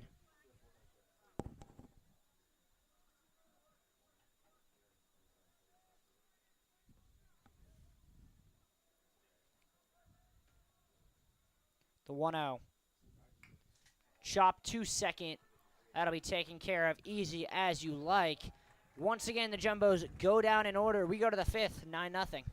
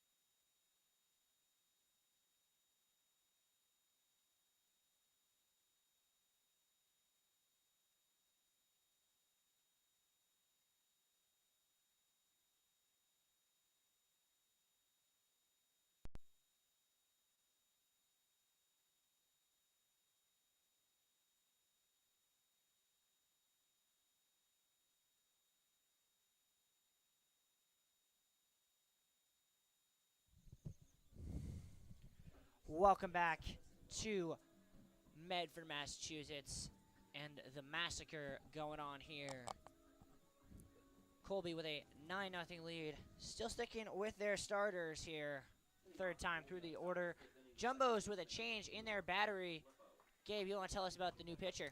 Yeah, the new pitcher here is Gabe Fitzgerald. Has only had 4 innings pitched, but in those times pitched has allowed 5 earned runs. Has not been the best start of the season for him so far, with Nice 3 appearances play in total. right field there by, I can't tell if that's a new right fielder. It's not. Nicely done there by Fritz.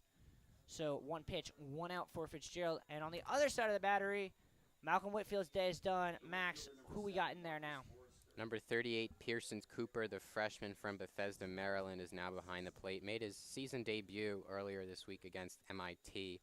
In his one at-bat, he was hit by a pitch. So we'll see what he can do behind the plate. Well, that's a rough way to start your season. Yeah, the ERA for Gabe Fitzgerald says 11.25, so it'll be interesting to see if he's able to bring that down a little bit here in this relief effort. I mean, it'd be kind of hard not to, but With the way Colby's been batting, I mean, could go that's up. a good point. Wouldn't shock me one bit. Nothing would ever shock me after the amount of crazy things I've seen in NESCAC games. Ground ball to Fleischer. He will take a crow hop, fire on it first, picked by Flavin, 2 down. Nice play by Fleischer. I mean, that's routine for him. He's been doing this a long time. He's known as a defensive whiz for a reason. Takes his time, collects himself, fires a dart across the diamond.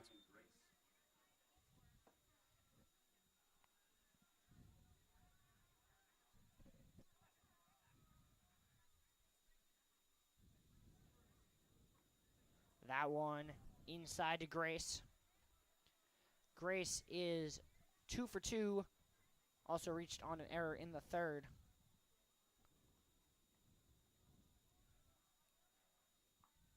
Hit into what should have been an inning-ending double play before Jesse McCullough dropped the baseball, allowing 2 more runs to score.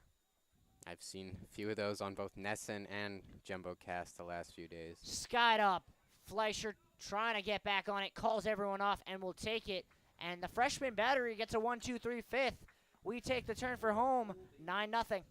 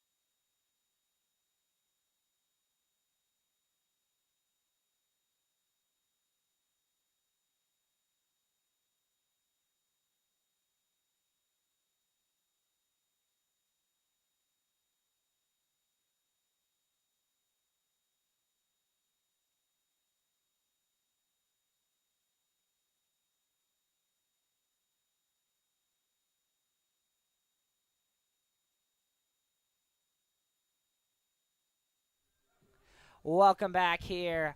Jumbo's up for their ups in the 5th. Max, you got a message for us? Yeah, I just want to shout out our director, the wordsmith himself, Brian Becker, New York Jets aficionado. He's doing a great job here. We've seen a lot of changes by the Jumbo's team. We're making some changes in the broadcast booth as well. Brian has stepped up. He's done a nice job here. He has indeed, though. I don't know if I can ever really appreciate a true Jets fan. No, Brian. We love you, Brian, just not your football team. That's okay. 1-0 here to John Fritz. Fouls that one back. Fritz, ironically, is one of the few remaining starters in the Jumbo's lineup. Yeah, he started to nestle himself a nice role in this lineup. Been really good defensively today. Had a good AB first time up, just couldn't find green. And we'll get a hit here as he sends that one right back where it came from. And that was an absolute rocket. Thompson really had to make sure he dived out of the way to avoid from being hit. And it'll bring up a second AB of the season for Pearson Cooper, who has objectively the best walk-up song of the Jumbos. I don't know about that one, Riley, but I'm with Gabe. I'm sorry. The hot take Sorry, there. Riley. that is a hot take. I'm sorry. There is no better walk-up song than Cruise, and if you try and disagree with me, I just won't hear it. Like, unfortunately, you are wearing headphones with my voice wired into them. yeah, so you have will to hear me hear for it. as long as this game goes on for, unfortunately. yeah, well, all the viewers at home who agree with me, be sure to let us know in the chat just how wrong Max and Gabe are. Total of 2 people that agree with you, I bet. That one's going to drop in to left field, and back-to-back hits to start the 5th. A first career dog for Pearson Cooper. Yeah, I think Thompson's going to want to try to snuff this out as quickly as possible, try to keep his perfect record in terms of earned runs intact. That's a huge weight off the shoulders of Pearson Cooper. I mean, the first hit is always the hardest one to get. Does a nice job there just lofting that ball, finding some green in left field, and he'll remember that at bat forever. Yeah, you almost wish, though, he could associate it with a game that might have been a little more fun. That's definitely true. Yeah, but if the Jumbos can get some wins going tomorrow, he could associate the weekend with something better. So it could be, have to see what happens tomorrow. Corners in for Fleischer. Would be kind of surprised if he bunts down 9-0, but you never know. It'll be an interesting decision to make, but you never know what the coaches and talk about with the players. Thompson just dropped the throw back from the catcher there. That's something you do not want to do up 9-0 is get careless and lose track of the ball. No, you do not. You also don't want to give that pitch to Ozzie Fleischer, but he can't do much with it. Skied to center, 1 down. Yeah, I think Fleischer, if he sees that replay, might want that pitch back. Definitely seems like he could have gotten a better read on that ball. Yeah, I mean, fastball, middle, you got to do more with it. In the end, nothing more than a flyout, as it'll send Radel up for his second AB of the day. First time up, Radel grounded out to the shortstop, Patrick Schrage.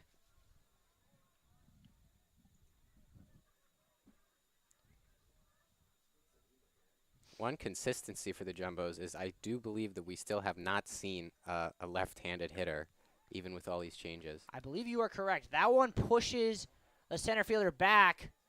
Fritz going to think about it. Could have maybe made it on a not-so-accurate throw. Decided not to test it down 9-0. Yeah, pretty much identical location where that ball went. Right to center field. Pretty routine play. Little farther deeper that time, but... Yeah, you wonder, though, what Fritz was doing dancing off the bag. It looks like he's trying to get McConnell to make an errant throw. Then, maybe he slides one into dugout. Then Fritz gets I don't two mind bases. the, taking a couple steps. I just want to know where he was. Why wasn't he on the bag the second that ball was caught? Yeah, I can't help but feel it was a moment's, mental mistake there by him. But I don't know. I think that ball got a little higher than the Fleischer pop-up, and I think it started carrying a bit more farther back. McConnell had to take a few extra steps back. At that point, you still want to sort of travel, not terribly far off the base, but in case that ball gets down, you don't want to be caught on second base with a runner behind you, and then you're overlapping at the second base bag, and that could lead to all sorts of confusion. Thompson with a lame effort pickoff move to second base. Now looking down to something. Maybe a little bit of communication problems in the Colby battery here. Sun's starting to creep back out. The 1-0. Huang just can't keep it fair, as that one went for a little bit of a ride. Unfortunately, its final destination was the parking lot. yeah, no car hit this time though, so that's definitely And my positive mistake news on in that front. It is number 46. Oh, excuse me. It is Ian Robinson wearing a different number today. So, his first AB of the day. Did not recognize him in the number change. Another freshman getting some ABs. Doing their best to try to integrate some of the players that don't always start games as much as possible into this game. When you've got such a young team with such a big freshman class, these games can sometimes be a blessing in disguise, getting these first-year players some valuable experience. Absolutely. I think long-term there are definitely a lot of benefits to making sure that you're integrating them as much as possible, especially in blowout games like this, when more likely than not you're probably not going to have a chance to win. I don't know. I feel like I'm more on the other side where I'd rather you get this situation because you're up 9-0. Oh, of course.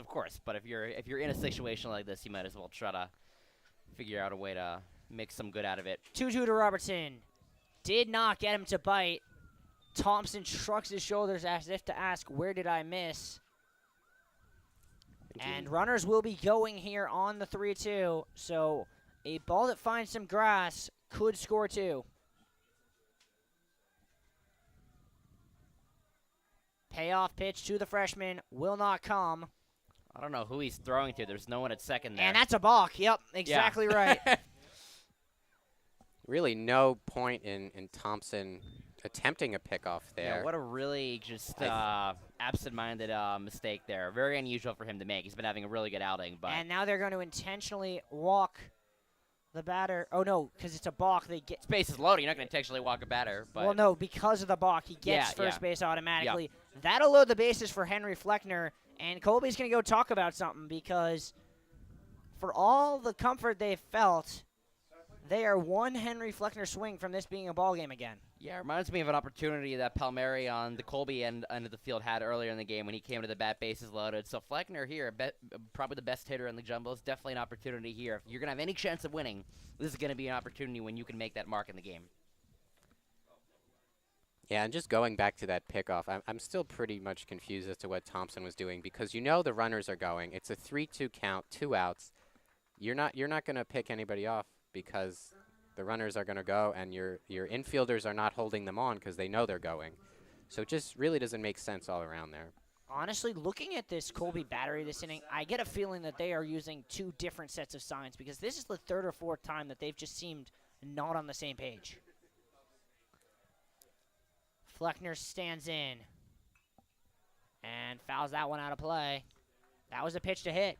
It could be that Thompson has a different set of signs when there's a runner on second base so that the runner does not steal the signs. And since there have not been a ton of runners on second base today, he sort of just got caught in the routine of only going with the signs for no runners on base. Fleckner lines it foul, down 0-2. Fleckner's getting good contact here. If he can just get it fair, he's an opportunity to get the Jumbo's first run or 2 runs of the day, or more, potentially. Still no action in the Colby pen. Yeah, they're giving Thompson a lot of trust here. He's had a very good start. They're going to give him an opportunity to get out of this jam here, I think. It's an interesting strategy. The 0-2, way upstairs. Thompson tried to do too much there. He was trying to go high fastball, try to get Fleckner to bite, but problem is that pitch would have been high to Aaron Judge. Yeah, Colby's fortunate it's not the first run of the game there for the Jumbos there. Fleckner looking to put the Jumbos on the board. Thompson's 1-2. Chopped over his head. It'll get down. Fleckner running hard, and the Jumbos get on the board. Yeah, and Fleckner doing his job. RBI single, getting the Jumbos the first run of the game. Once again, it's still a pretty big deficit, but you have to start somewhere, and that was a really good job by him getting on base and getting the runner home. Fleckner stays on top of the ball, squares it up perfectly, dribbles it right up the middle into no man's land, and the Mules cannot make a play. Jumbos finally push one across the plate here. Malachi Pena now with the bases loaded. Another great opportunity here for a Jumbos batter. Thompson delivers. Pena hits that well to right center. He's going to die in the wind. And well done there by the center fielder. Not O'Brien, McConnell. Once again, Pena hits one well, but it hangs in the wind. Jumbos get one, but leave 3 more on base as we head to the 6th, 9-1.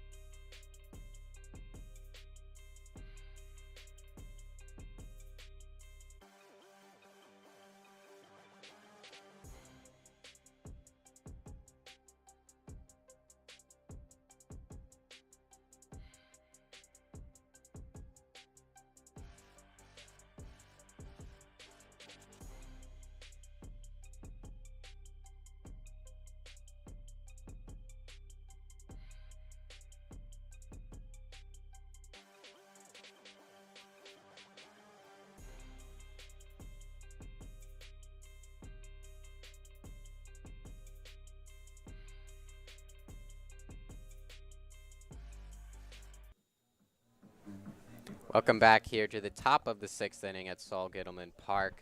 Colby up 9-1 on the Tufts Jumbos, and we've got another pitching change for this Tufts bullpen that's getting quite a bit of work here today. Gabe, who's the new arm?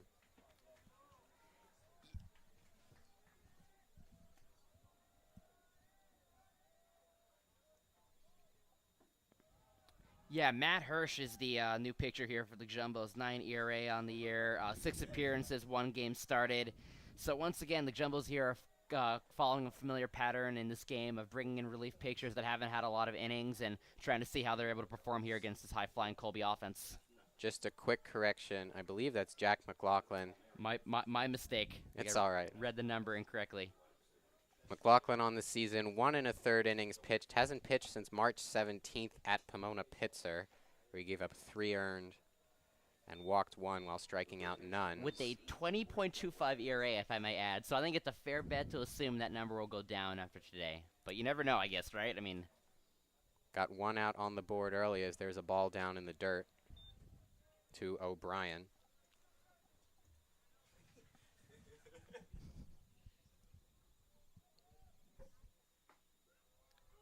Caught the inside corner. Now it's 1-1. yeah, really good job by McLaughlin placing a pitch inside, trying his best to work the strike zone here. Another one in there. The count goes up to 1-2 on O'Brien, who's 1 for 1 on the day, the Colby third baseman.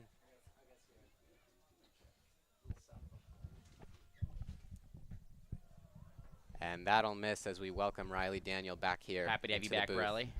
Yeah, happy to be back. 1 down. Looking for a payoff here to O'Brien. The 2-2.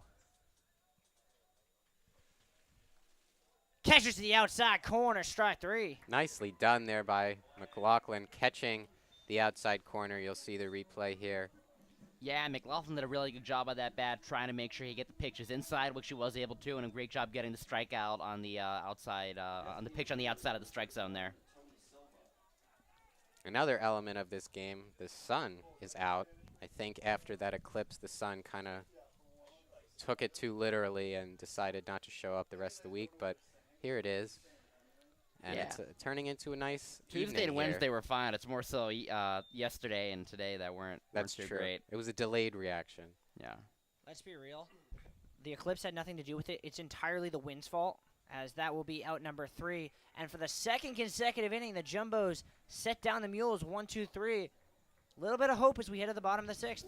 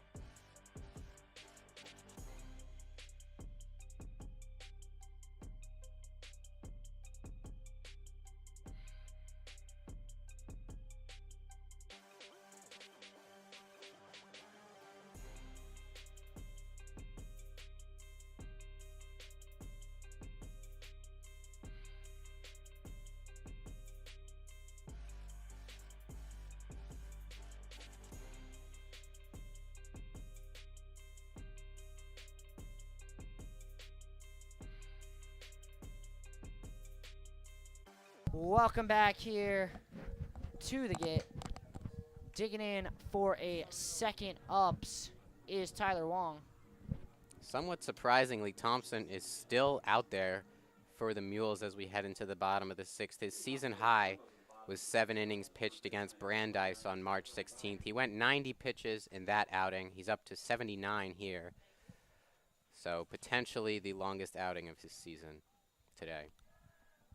Yeah, I mean, I guess ride the hot hands, though I do question it, mainly because for all their dominance in the first 3 innings, Colby's offense has gone real quiet, and I don't know if the Jumbos get back in this game, if their offense will wake back up again.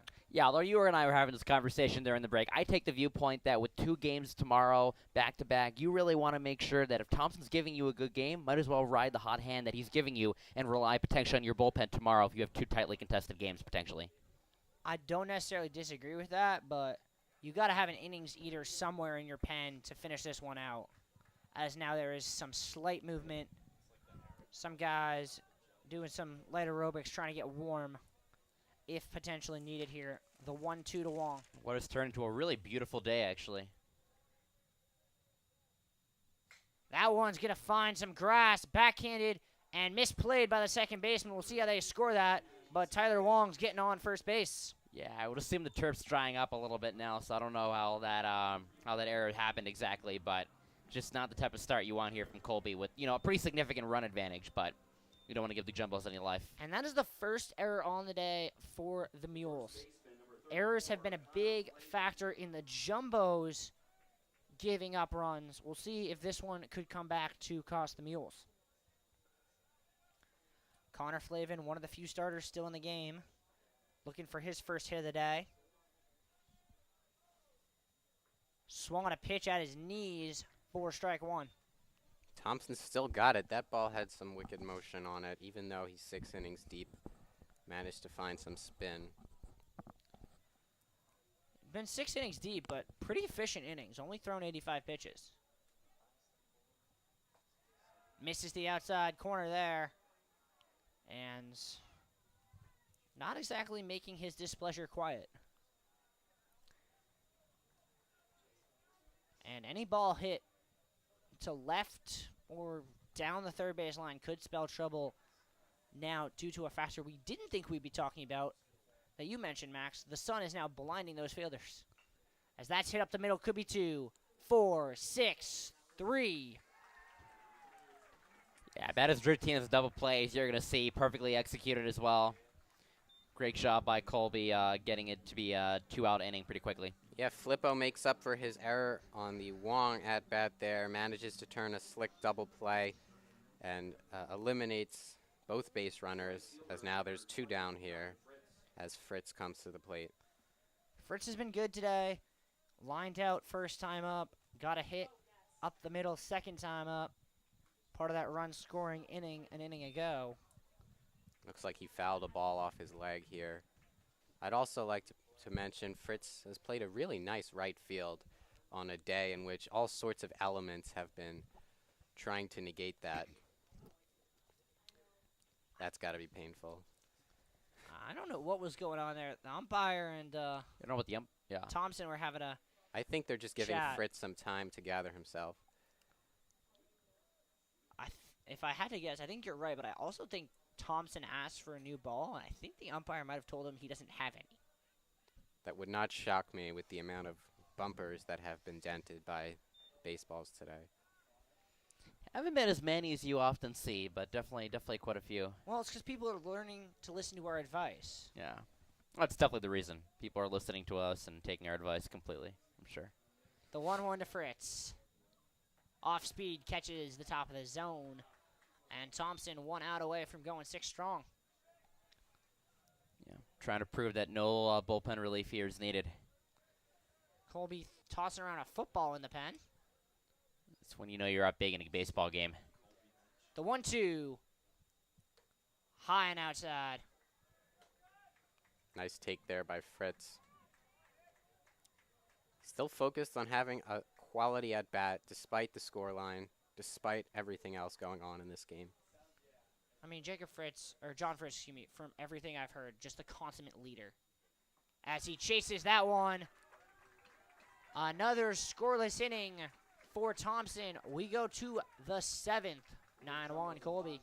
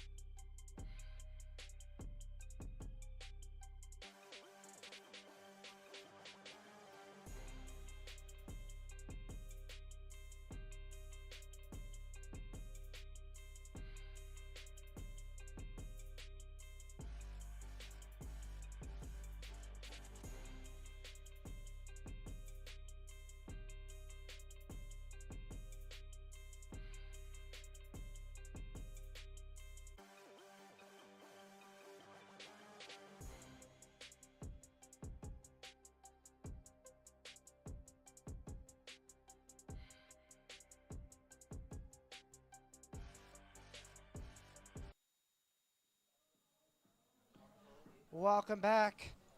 New inning, which, you know what that means, Gabe. New pitcher on the mound. It does. It's been a pretty common trend so far in the game. Mark Herlihy now in for the Bows. Max, what can you tell us about the freshman? Herlihy's gone 3 innings so far this year. His last time out was against Wheaton College on the 1st of April.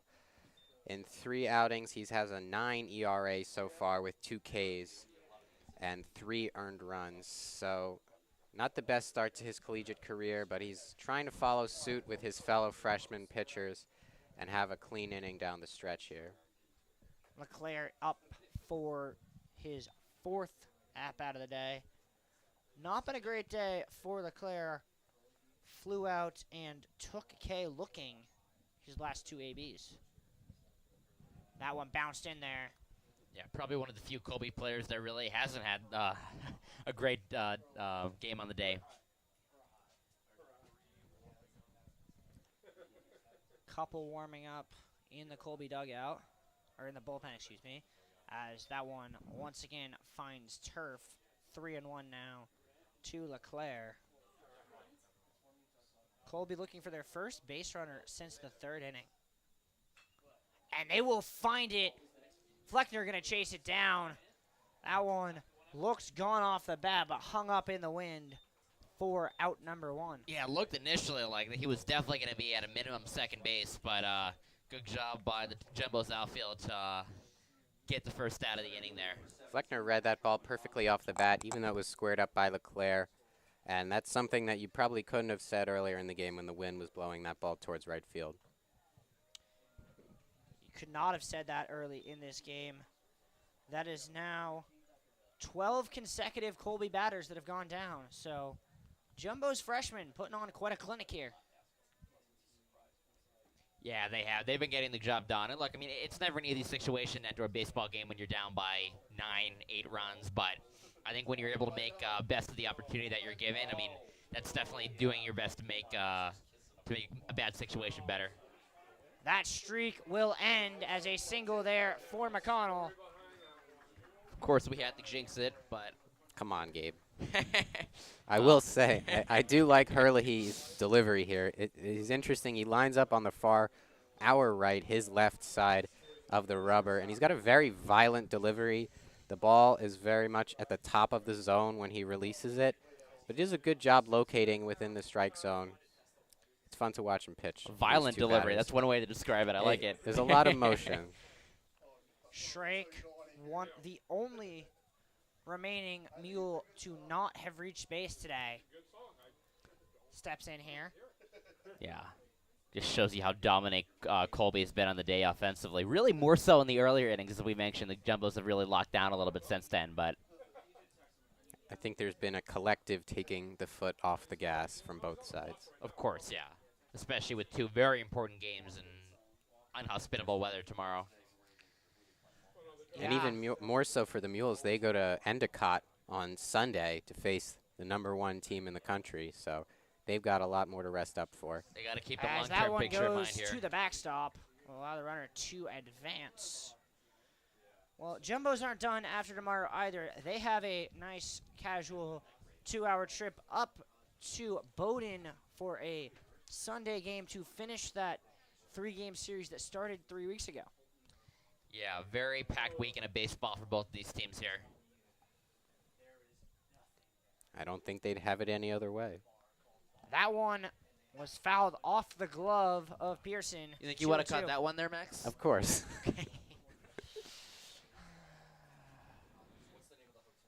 To be a naive freshman again. Man, long time ago for us, Riley, right? You're making me seem older than I am, Gonzalez. I'm not one to talk. The 2-2 here from Herlihy. Off speed, flared out of play. I think my reflexes have very little to do with my grade here at Tufts, but I'd like to think that as a distinguished club baseball catcher that I might have had a shot there at catching it. I hope so, Max. Better shot than we would have. I'm also sitting towards the center of our press box, which means I'm closer to the ball, for whatever that's worth. I think they just called a time violation somewhere. not what you want here. The 2-2 now to Shrake. Flair, don't quite know why he was swinging at it because it looked like it was going to hit him. And I guess that's what happens when you're 0 for 3 on the day. Tried to put a Derek Jeter-esque inside-out swing on that ball, try to shift it into right field for a base hit, but as we've seen so many times today, it's into the parking lot down the right field line. That one will find grass. They are going to hold the runner as another nice throw by Fritz hits off the glove of Flavin. Yeah, Long alert to it. yeah. And finally, every mule has reached base. Yeah, well, it was a good streak when it lasted, but it just shows you how good Colby's been, and they're not letting their foot off the gas pedal here, trying to score some more runs here.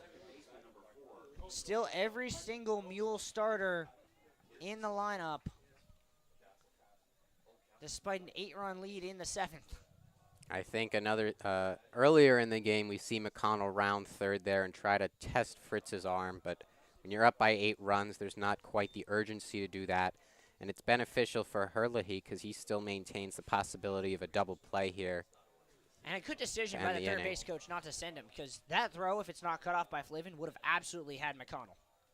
Yeah, like we said, Fritz has really proved his worth out in right field today. Hasn't been easy for him with a variety of factors, but one of the few Jumbo starters still out there, and he's proving why. The 1-1 now. Hurley checks on the runner at first. Now delivers. A little bit low.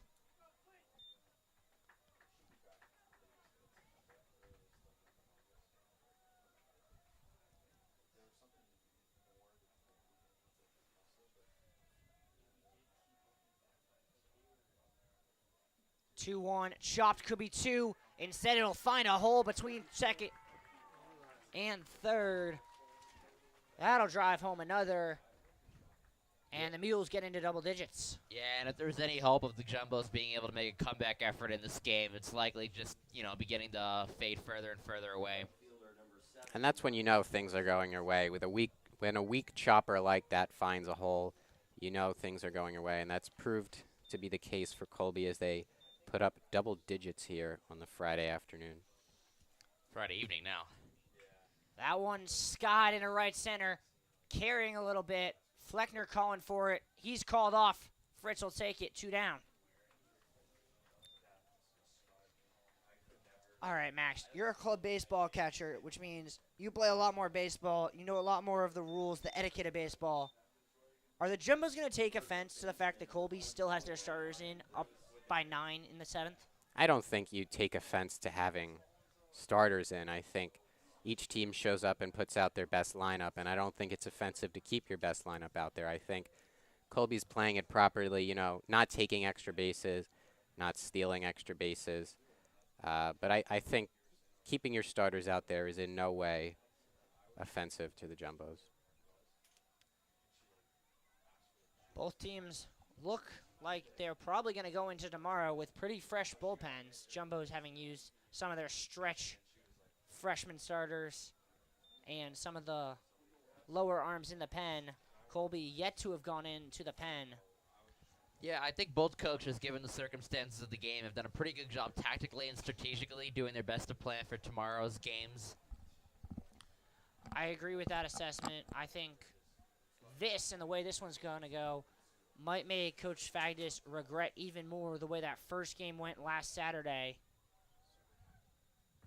as a check swing from Grace did not go 1-2.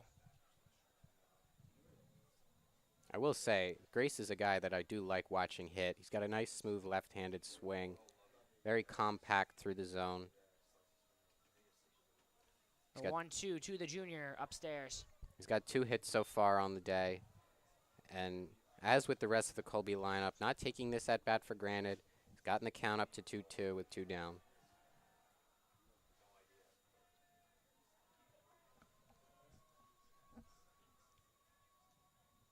That one tattooed to right center. That is back, and caught on the track by Henry Fleckner. Picture perfect catch by Fleckner there as he brings the inning to a close. We'll turn to the bottom half of the 7th. One scored for the Mules, 10-1.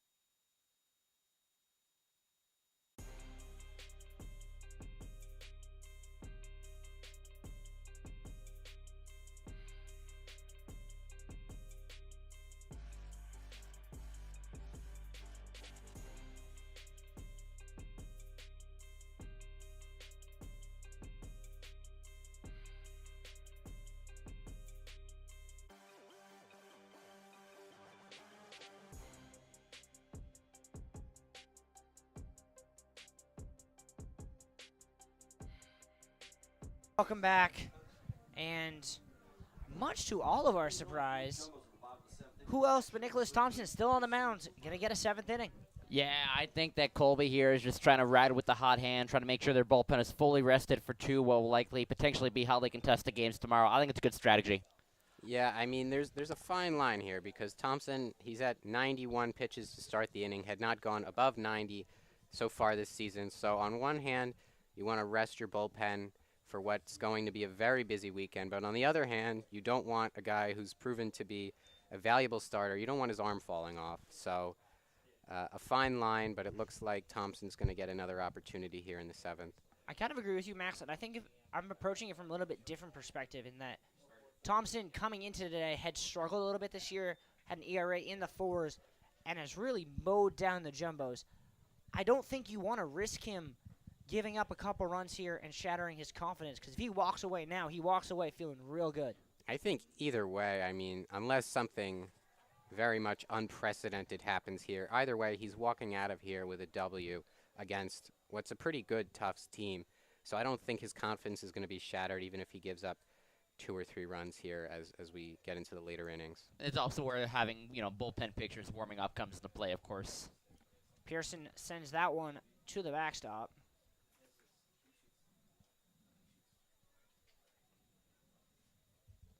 Cooper's looking for a pitch to hit. We saw him get his first college hit in his last at-bat. Now, it's a world of confidence when you step into the batter's box. The 2-2, low, and that'll run the count full.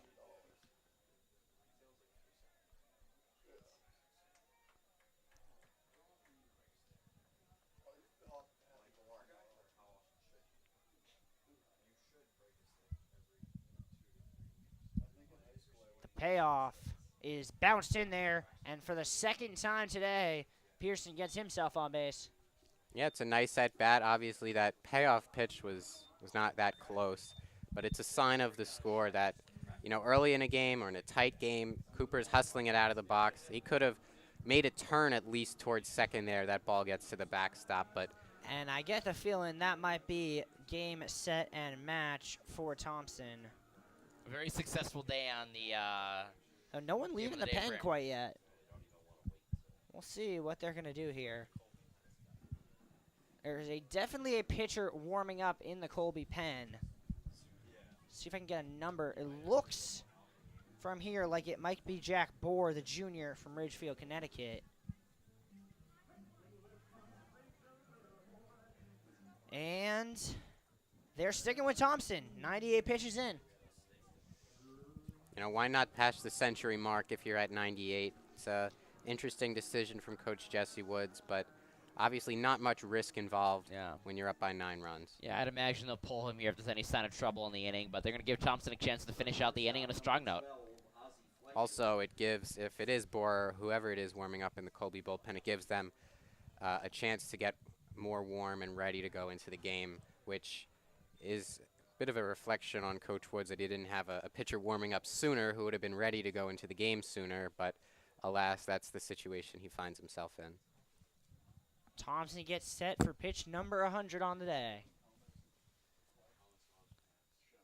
And it bounces in there to Fleischer, 1-1. On deck again for the Jumbos is Radell.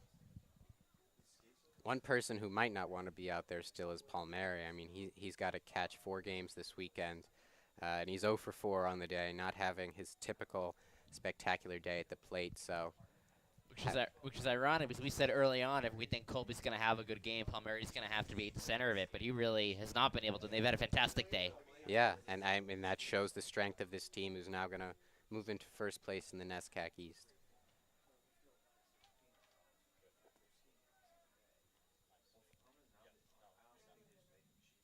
That one grounded to third, could be 2, 5, 4. They will not go to 3. Yeah, I think it's a smart decision. No purpose really in overthrowing the first baseman and getting a runner to scoring position there. Yeah, Cooper, not quite a Reese Hoskins level slide, but did manage to break up the double play, keep the inning going for the Jumbos. Fleischer reaches on a fielder's choice. It'll bring up, once again, Jackson Radell. Radell 0 for 2 on the day, grounded out too short, and then hit a long fly ball that nestled into McConnell's glove.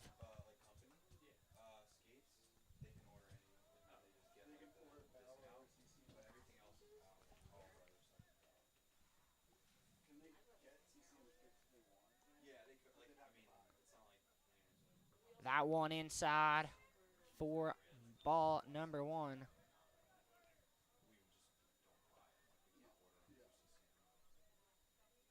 Radell has an interesting timing mechanism. He turns his entire body to face the pitcher before nestling into his stance.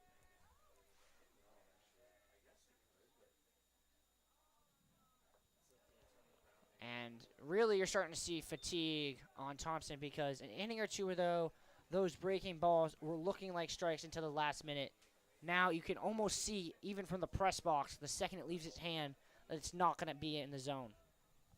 No, you're right. You can definitely tell he's thrown over 100 pitches here. That one, hard hit, right to McConnell, and a loud out for Jackson Radell. Right on the screws there from Radell. Not much else you can do. He put a perfect swing on the ball, but unfortunately, right to the center fielder McConnell. And I think Thompson, this is going to be it for him clearly. I think if he can hold on for one last out, Mules will be happy with his performance. Yeah, and it will be a fantastic performance for him to remember. Fleischer on first. Ian Robinson up for his third AB of the day. Reached on a balk last time. Only Jumbo on the season who can say that. And did that hit him? I don't think it did. I think it got out of the way. Just missed. We can take a look at that here.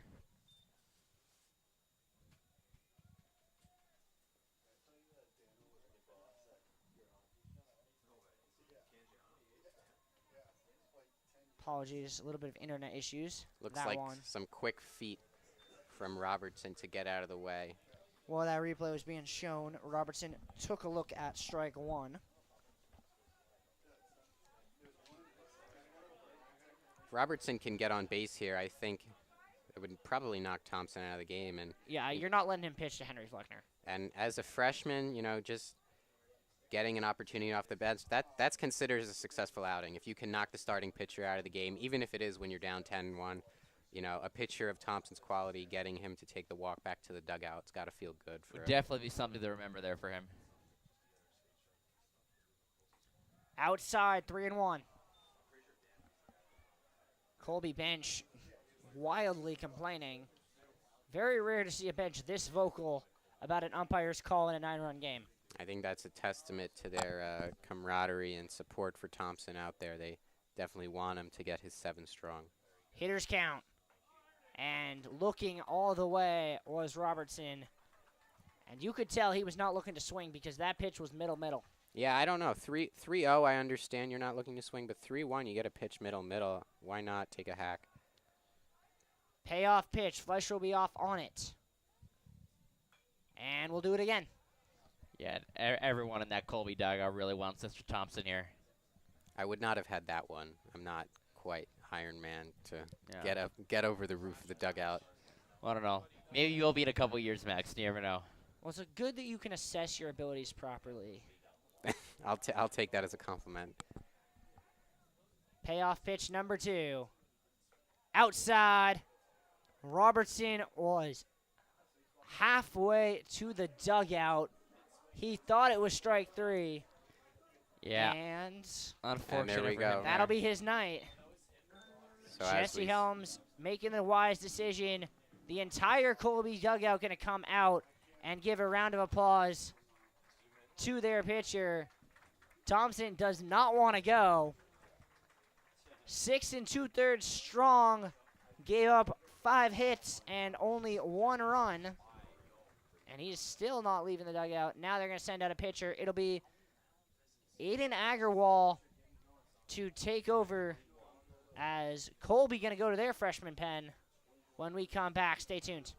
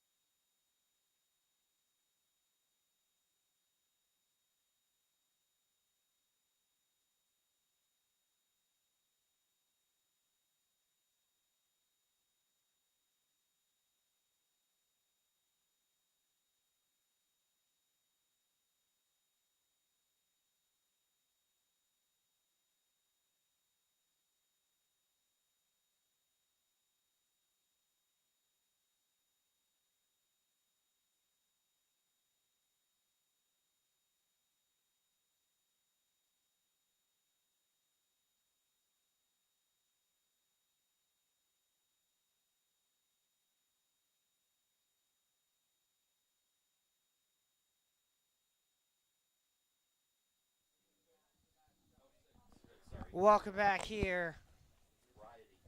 As stepping in for the Jumbos is a new face, at least for today, in Johnny Briotti, the first lefty batter the Jumbos have sent to the mound today. So Henry Fleckner's day is done, and finally a lefty will get to hit. We finally got one. I mean, we never thought this day would come, but Briotti steps up here. It's a righty, gets some hacks from the left side of the plate, something the Jumbos have yet to do today. All right, Aiden Agarwal on the mound. What do we know about the freshman from Rhode Island? Yeah, he's a 2-0 record on the year, 5 appearances, only pitched 8.2 innings, but has only allowed 1 hit. So when he's been in the game, he's been very dominant on his day. We'll see if he can come in, close the door on this Jumbos rally. Finds that one across the plate for strike number 1. On deck would be, I believe, still Malachi Pena. It is.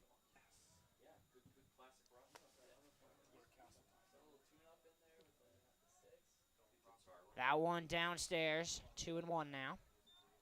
Agarwal's got that Craig Kimbrell-esque foot cross. I don't know if that's the proper term, but he brings his left foot well in front of his right foot when he sets there, as you can see. It's an interesting delivery. Backdoors a slider for strike 2. And obviously you're right. I would say it's most recognizable MLB players, definitely Craig Kimbrell that does it very prominently. He doesn't quite have the arm reach. For the stance, yeah. The stance. Yeah.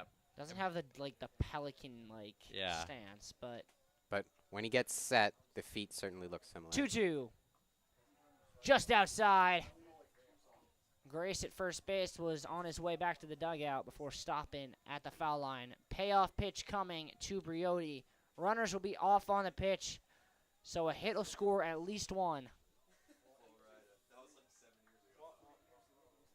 Agarwal's payoff, and Briotti sends it off his own foot. We've seen that a few times today. Jumbo's batters fouling balls off of themselves. That's one thing you don't want to make a bad day worse, is one of your players coming away from this game injured. That would definitely make this day worse for the Jumbos. 3-2. Outside. Colby bench thought it was strike 3. If we can get a look at that replay real quick.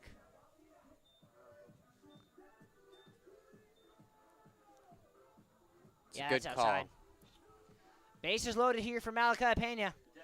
Colby came very close when Thompson was still off the pitch, getting out of the inning, and now it's bases loaded. So Colby's going to have to be very careful here to make sure they limit the damage and not allow any runs to be scored here. That one is going to catch the outside corner for a strike.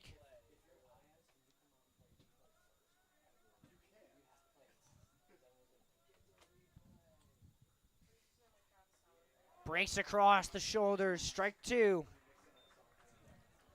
I think every pitch Agarwal has thrown has moved one way or the other. Does not look like he's using a four-seam fastball if he has one.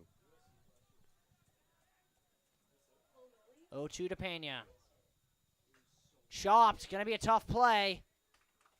Throw to first, and a nice drag across the bag by Ryan Grace. Jumbos leave them loaded yet again. That is 8 runners stranded on the day for the Bows. We go to the 8th, 10-1 Colby.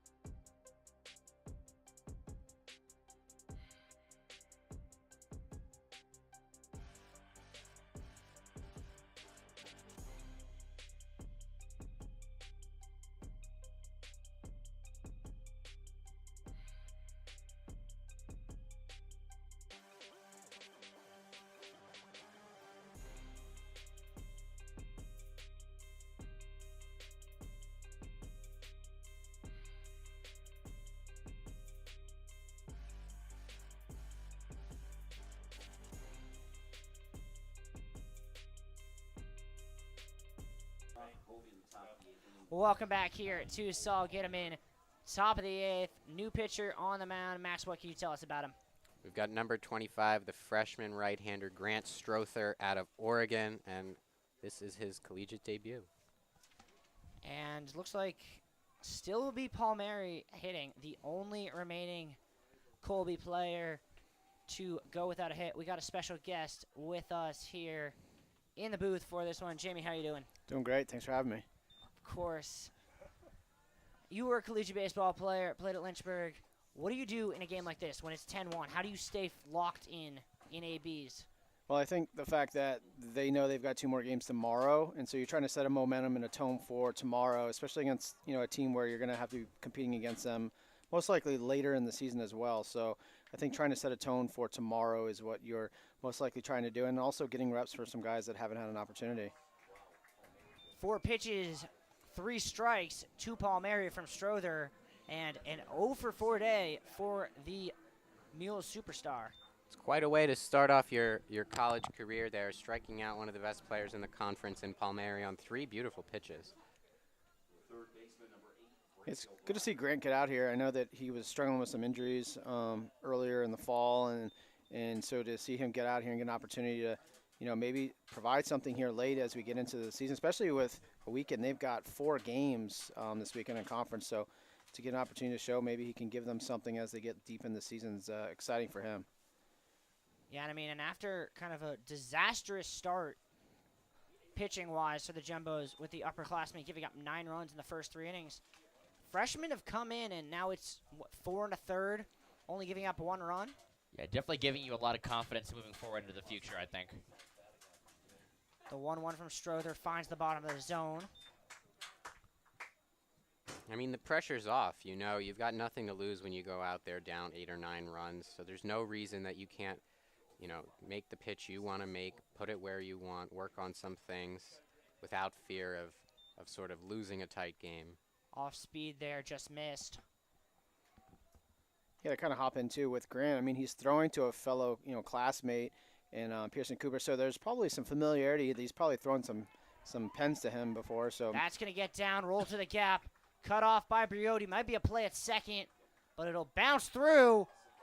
And I think Ozzie Fleischer was fooled by Wong coming across there. I think Fleischer actually knew what he was doing there. I mean, obviously we're not inside his mind, but by not cutting that throw off, there was a play at second base. So I think he'll tell you it was a veteran move to let the ball get to second base for a chance at getting the runner. Oh, I definitely think he should have let it through. I think, though, he's got to make it more clear to his second baseman he's not going to cut it off. The second baseman did not look like he was ready for that ball. We'll bring up Silva again here. 2 for 4 on the day.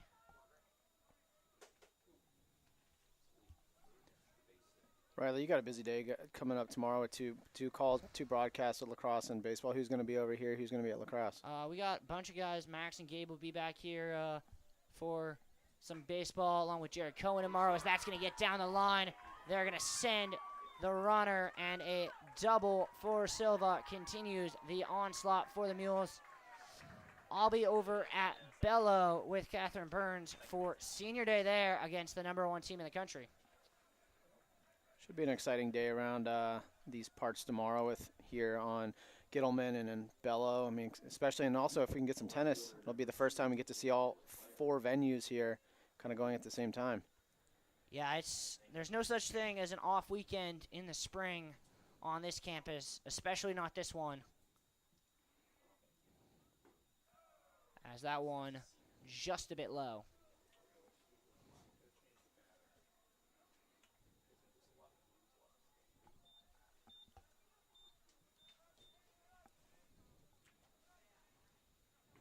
Swung on and missed here by LeClaire.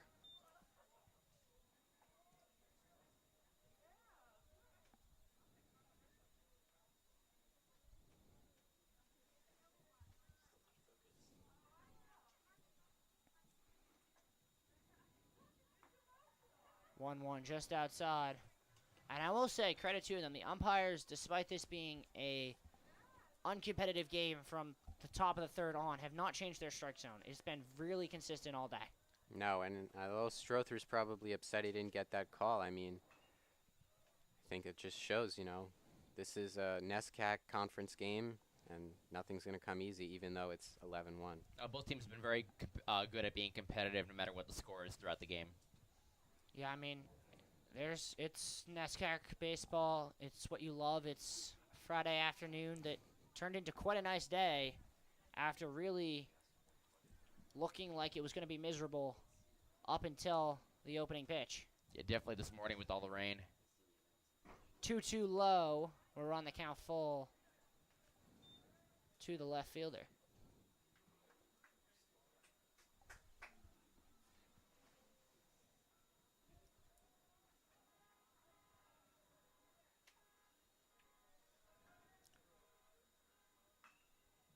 That one sent foul. I don't know if we've got a statistic on this, but there have been a lot of full counts today. It's certainly been getting up there.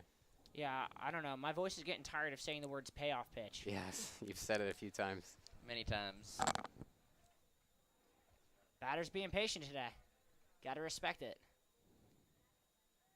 The 3-2 bounces off the mound, and it'll go all the way to the backstop. Max, you should bring your glove next time. I mean, all these balls that have been coming your way. I don't think so. Sadly there's some glass here, which is preventing me from showcasing my terrible defensive skills. But I'm gonna let Pearson Cooper take the catching. I'll just watch.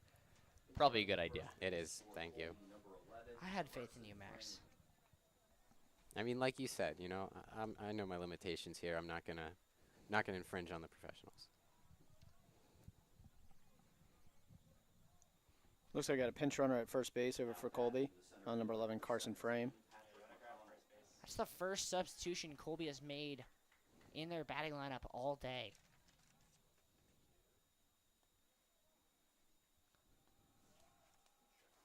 McConnell up for AB number 5. Yeah, right. I think if with Colby right now, your guys are shooting the bats well. You want to keep them in that rhythm, and especially, you know, maybe seeing some extra guys, seeing some different arm slots. You don't know what you're going to see tomorrow, so trying to just see some different things and keep your guys locked in. That one catches the corner for strike 1. Yeah, I mean, it's been two really different philosophies. The Jumbos, they weren't accepting mistakes today. McKiernan and McCullough got pulled for defensive mistakes real quick, and a lot of freshmen have gotten reps. Colby, they've kind of been the opposite. They've had 2 substitutions the entire game. One was pulling their pitcher when he was clear he couldn't go any further, and one was getting a pinch runner in. Yeah, and absolutely. Both strategies have their merits and their negatives, but definitely interesting to see the stark contrast between both teams' strategies today. That one skied a million miles in the air. Could be trouble. Fritz is going to call off the second baseman, taking himself 2 down. Yeah, that's a good play there by Fritz. Definitely his ball coming in, especially with the wind today. It's been blowing in kind of towards the right field line. So for him to come in and make that play is much easier for him, and definitely not deep enough for the runner to Yeah, advance. I know you weren't on the mic for it, Jamie, but we've been talking a lot about John Fritz and how he's just really impressed us today defensively. Made a couple of nice plays, had some nice throws. Might have had a player out at the plate, but the Colby third base coach thought better of sending McConnell. Yeah, I've been impressed with him, especially with the conditions earlier in the game were really tough for an outfielder. The thing I like about him is he gets behind the ball real well, gets himself in good spots to throw. And from an outfielder, I mean, that's one way you can get the ball. You don't have to have the strongest arm, but if you can line yourself up and get rid of the ball quickly, it can really help with, you know, throwing runners out. Yeah, I mean, it goes back to what you need to do, especially in games like this when you're just really struggling as a team. It's go back to the fundamentals. Fritz on every play, 2 hands, lines himself up. Strother now going to look in, looking to get himself out of this inning with only 1 run of damage. The 0-2. Flared out of play there. Well done by Shrake. And right field here at Gittleman is not easy to play with that.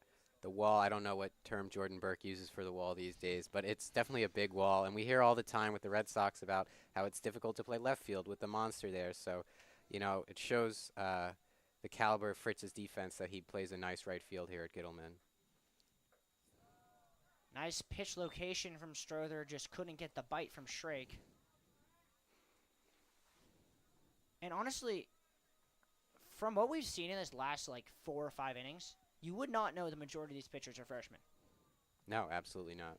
No, they've really showed incredible poise. Chopper, Fleischer going to have to hurry. Scoops, fires, safe. That'll drive in another run. And Shrake will get himself a second hit of the day. I know it's a nice play from Fleischer. Charges the ball perfectly, times it well, sends a nice sidearm throw across the diamond, but unfortunately for him, the runner was too speedy and beat it out. Yeah, it kind of just gives the trend we've seen in this game pretty frequently of the players being where they need to be. They're just not able to complete the play in time to get the runner out at the base. Obviously, Tyler Wong at third now, and you wonder if it's Solomon, does he try and cut across and take that ball away from Ozzie Fleischer? I think that's Fleischer's ball, and Fleischer as the captain here and the veteran, he knows when to take the ball and when not to. Back to the bottom of the order, and Flippo, who has had himself quite a day. 3 for 4, scored twice, drove in a run, and made an error, but then atoned for it immediately. That's going to be flared. Robertson backing up, calling for it, and takes care of it. Colby gets 2 more, adding to the rout. We go to the bottom of the 8th, 12-1 in favor of the Mules.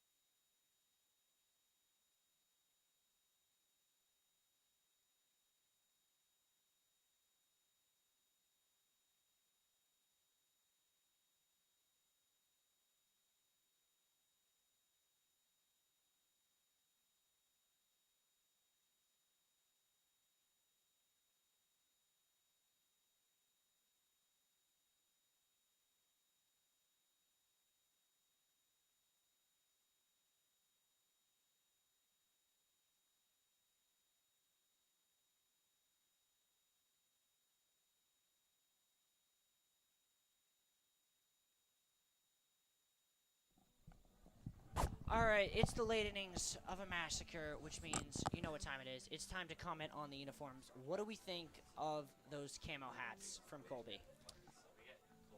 As the world's foremost expert on baseball hats, I will just say, with all due respect, those are pretty atrocious. Yeah, they're really not nice to look at all, in my opinion. I feel like a blue hat with these gray road uniforms and the blue sleeves and the blue socks would work quite well. Unfortunately, Colby's kind of going for a San Diego Padres-esque camo vibe, and Like I'm the not old feeling school it. Padres, like the 2007 unis. Sort of the first years at Petco Park, camo, tan, navy blue, San Diego Padres, and it's not quite working. That one in there for ball 1. On the other hand, these Tufts home uniforms with the powder blue socks and sleeves, They are sweet. those They're are very wonderful. nice. The one area of the game today the Jumbos have won has been the fashion. Unfortunately, that does not give you any runs on the scoreboard. No points for uniforms, unfortunately. It's still a moral victory for Tufts and everyone associated with those beautiful colors. How hard do you think it would be to get the NESCAC to change that rule? Give points for uniform. No, enough convincing might be able to make it happen. I think Abner Doubleday would be rolling in his grave at that suggestion, but you never know. Yeah, I tend to agree with that. I don't know. I kind of think the Colby uniforms look pretty good. I mean, the gray and the hat matches the gray of the uniform. I think that's half the battle. With the other day, I really liked the Wheaton uniforms that came in here the other day. Those They things kind of were look like good. the Kansas City Royal grays, which I'm a fan of. I do think a royal blue hat would probably be better with this look, but I don't think it's terrible. There's a stickler for tradition in me, but then there's you got such nice colors with the blues of the NESCAC teams. Why are you sticking with the traditional gray? Like, wear a blue shirt. Like, if you can make a real nice uniform with a navy blue. I think wearing a gray road uniform is never going to lose points in my book. We've got a classic white home road grays. There's nothing wrong with that. I think it's just these hats, in my opinion, sort of do I don't not know. go If well. there's one thing that baseball could borrow from lacrosse and football, as we have a pinch hitter here, Pavlik entering the game, replacing Connor Flavin, whose day is done. That'll be lefty number 2 on the day for the Jumbos. And a max. It's a victory for all maxes. Yes, it is. Yeah. It is. 1-1 on him. But I do think, like, there is some benefit to, like, switching up the uniforms. Just gives you a little bit more energy coming out of the locker room, getting ready for the day. Yeah, it gives you more variability, more options to choose from. Pavlik hits that one 100 miles high. Could be trouble. And eventually settling under it. There was Shrake. 1 down. It's a nice play by Shrake. He gets out, runs to a spot where he thinks the ball is going to be, and then refunds the ball instead of just trying to track it while he's running over his shoulder. So, I mean, that's just knowing where the ball is kind of going to be and then trusting that your timing of when the ball is going to come down. So, I mean, that's just an experienced shortstop there. John Fritz, one of 2 remaining starters in the game, has rightfully earned that right, playing really well. Has himself a hit on the day, scored the Jumbo's only run. And as we've mentioned numerous times, but feel like giving him credit one more time, has played exceptional defense in right field.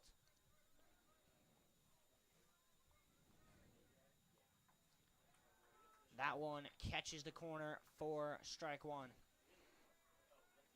I'll chime in real quick, Riley, and you guys. I don't know a lot of the people out there know, but JumboCast is a completely student-run club that our athletics department and myself included as the director of athletic communications is certainly very, very thankful and appreciative of the work that you guys do.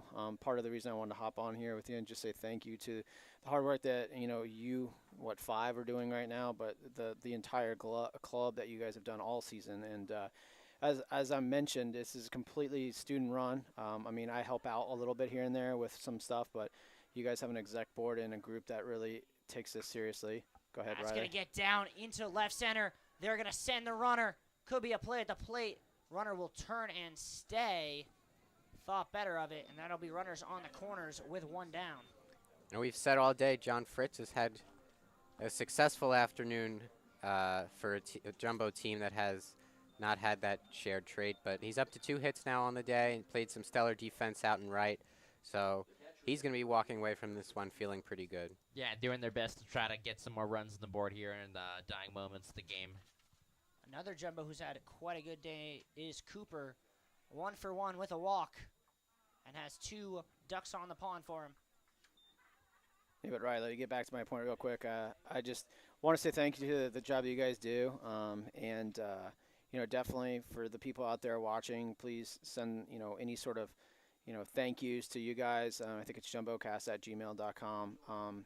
Thank you for everything you guys do, and when we have this mound visit, I'll step away, but I just want to give an opportunity to say that to all the people out there watching, that the time and dedication you guys give to us every single week and every single day doing graphics and all the stuff to prepare for these is very much appreciated. So appreciate you guys, and thanks so much. Thanks for joining us. Thank you, Jamie. I'll echo that. I'd just like to take a moment to thank all of our seniors as they're coming to a close on their senior year. This club would not have survived the dark days of the pandemic without this graduating class. So to all of you seniors, especially our director on this one, Andrew Howe, we would not be here without you, so thank you for everything you've done. 2-0 here to Cooper, and that one catches the outside corner for a strike.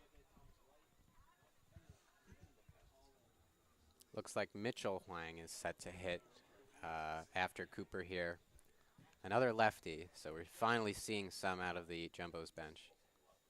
Swung on and missed, or say a foul tip. No difference, 2-2. Yeah, he's throwing a lot of good fastballs down the middle. Cooper might be a little too ambitious. Doesn't need to hit a ball very hard. Just needs to find a spot that's not directly out of fielder, and he'll drive in a run. The 2-2 just misses the outside corner, and the audible complaints from the Colby dugout I can hear in the press box. Yeah, and Agarwal definitely wants that one. I mean, that was a very well-executed pitch, as you see on the replay. breaking Very ball. narrowly missed Catches there, the yeah. zone. Payoff pitch upstairs. That'll load the bases. That's a 50-50 if you're going to get that from the umpire on any given day. So Yeah, and I'll say it. None of y'all are gonna poor take by Cooper. Like, you can take that pitch with 1 strike. You can take that pitch, no strikes. You're in there to swing. It's an 11-run game. You can't take that pitch with 2 strikes. I mean, you could say it's a poor take all you want, but at the end of the day, he's standing on first base. You're right, you're right. I just think that it would have been a risk worth taking to try to get a hit out of it. Yeah, I mean, the ability to distinguish between that being a bad take and a good take is why I'm sitting in the press booth and Preston Cooper standing on first base. That's where we all are. Mitchell Huang going to pinch hit for Ozzie Fleischer, leaving Fritz as the only remaining starter in the game. This will be Huang's second at-bat of the season. He got one in the season opener against Brandeis on another rainy afternoon. Unfortunately, that at-bat was a strikeout, so he'll look to get on base here. That one was a massacre in the other direction. Yeah, definitely. And I think it was a wider margin of victory than we're going to see here today. Yeah, definitely. I mean, I thought earlier in the game that Colby might really just completely dominate with 20 runs potentially, but they've been able to. Jumbos did a good job holding them off on that. Agarwal looks in. An 0-2 here to Huang. Outside. On the topic of athletics aesthetics, I do appreciate all the orange bats the Jumbos are using. It goes well with the It does. white and blue. Oh, they do. I think they really do a good job standing out and being noticeable.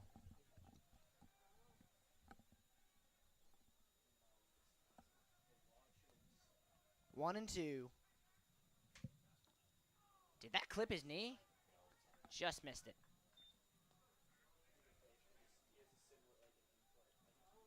No pitcher today has been afraid to go inside.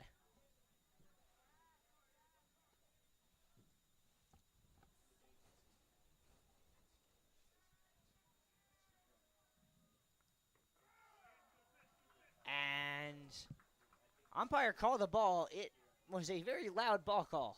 And another full count for you to call, Riley. Dear Lord. All right, let's find a different way to call this. No, not going to do that call. Runners for might be all the moving marbles. here. 3-2 is chopped back over the mound. That'll score a run. A fielder's choice from Mitchell Huang. And the Jumbos get a second run. Yeah, really good job by the Jumbos there, getting a run back here, and yeah, fielder's choice on the day there. It's Huang's first collegiate RBI, so even though he is retired, I'm sure he'll take that and remember that. Jackson Rydell with AB number 4, still looking for his first trip on base today. Has grounded out, flown out, and lined out, so done everything other than turn a batted ball in play into a trip to first base.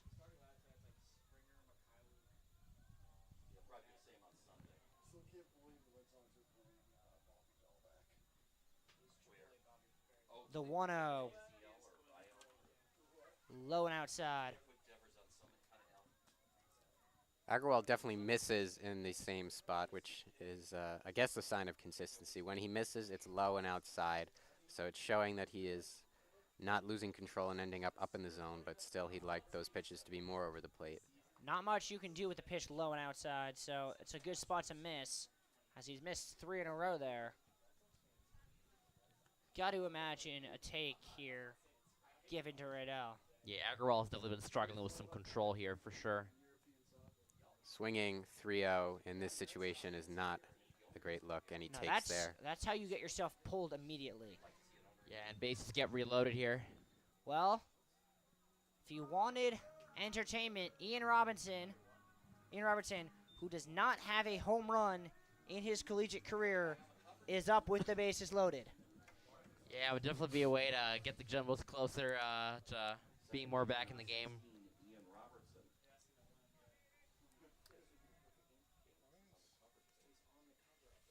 Looks like we're going to get a mound visit from the Colby dugout here. Yeah, I think it's definitely a good idea. Agarwal's definitely not been as sharp as he was initially when he came into the game.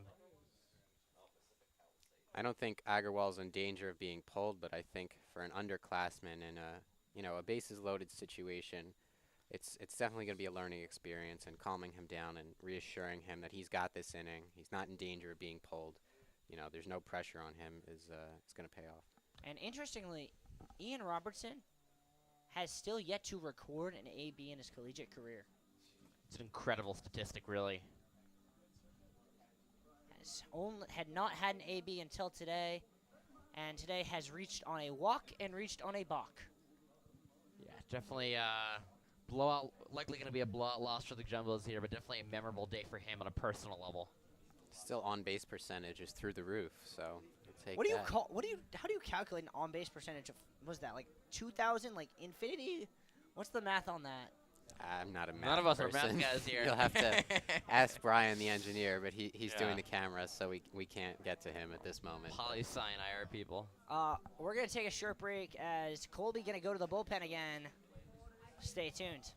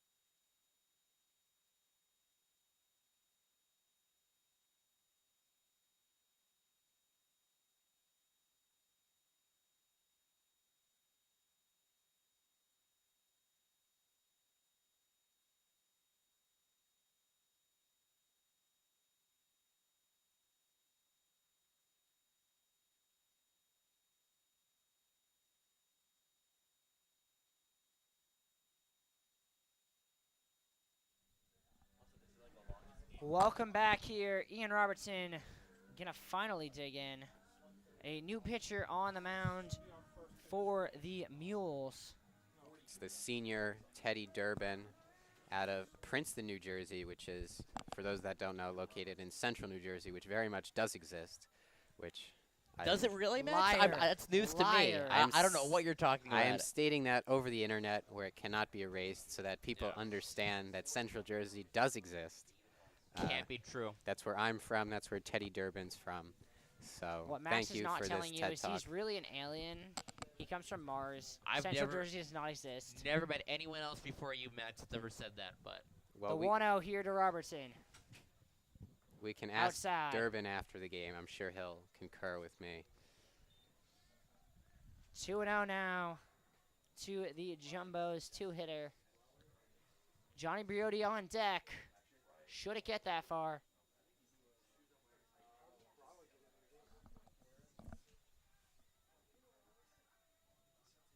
Inside and 3-0 now to Robertson. Under no circumstances is Robertson pulling the trigger here. New pitcher throws three straight balls. You're not gonna. yeah, the swing opportunity to next get one. another run on the board here. bases loaded walk would be really incredible for this Jumbos team. It would, it would. And that is a generous strike one. Yeah, Durbin really early on, but struggling a lot with control here. He definitely needs to try to refine that point a little bit here. Robertson digs in. Durbin sets, delivers. Outside, Robertson will once again not record an AB and get himself his first collegiate RBI. Yeah, quite a way to get an RBI. Definitely one he'll remember. Probably not what he expected it would be, but helps his team get a run and gets the Jumbos ever so closer to making this more of a competitive game. With the bases still loaded. On the words of Billy Bean / Brad Pitt, he gets on base. And getting on base manufactures runs in this circumstance. Even with 2 outs here.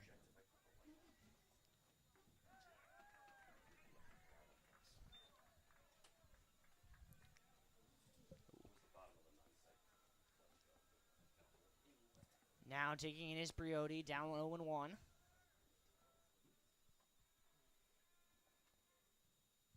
Swings at that one and is now down 0-2. Malachi Pena on deck. And if I'm Colby, I'm really hoping it does not get to that, because Malachi Pena is the sort of player that can turn a 12-3 game into a competitive game real fast. Yeah, definitely Colby really and Durbin have to be very careful right here to make sure this doesn't get ugly. The 0-2 bounced and a great stop behind the plate.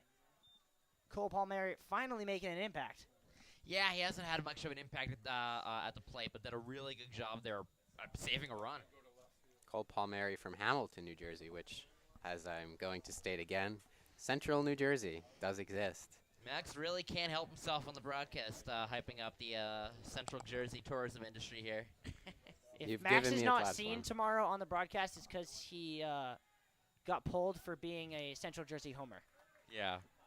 Well, I think the A North... sentence I bet you never thought you would say on a JumboCast broadcast. I've said a lot of sentences I thought I would never say on a JumboCast broadcast before. The North Jerseyans, such as the one to my left, have really sort of been raining on the Central Jersey parade, so to speak. So I think, given this platform, it's my duty as a Central Jerseyan to proclaim its existence. The 1-2 to Briotti. Foul back. Johnny Briotti making our experience in the press box 3D immersive. Yep. The universe is trying to get back at you for hyping up Central Jersey, Max. The universe can do all it wants. I mean, I'm not going to live this one down. I wish I could say you were wrong. The 1-2. And once again, Briotti stays alive. Briotti with 3 identical swings in a row pretty much, but doing a good job of staying alive. If those runners are to come close to scoring, he's got a job to do here.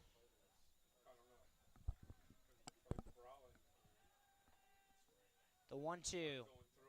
Outside, blocked by Palmieri.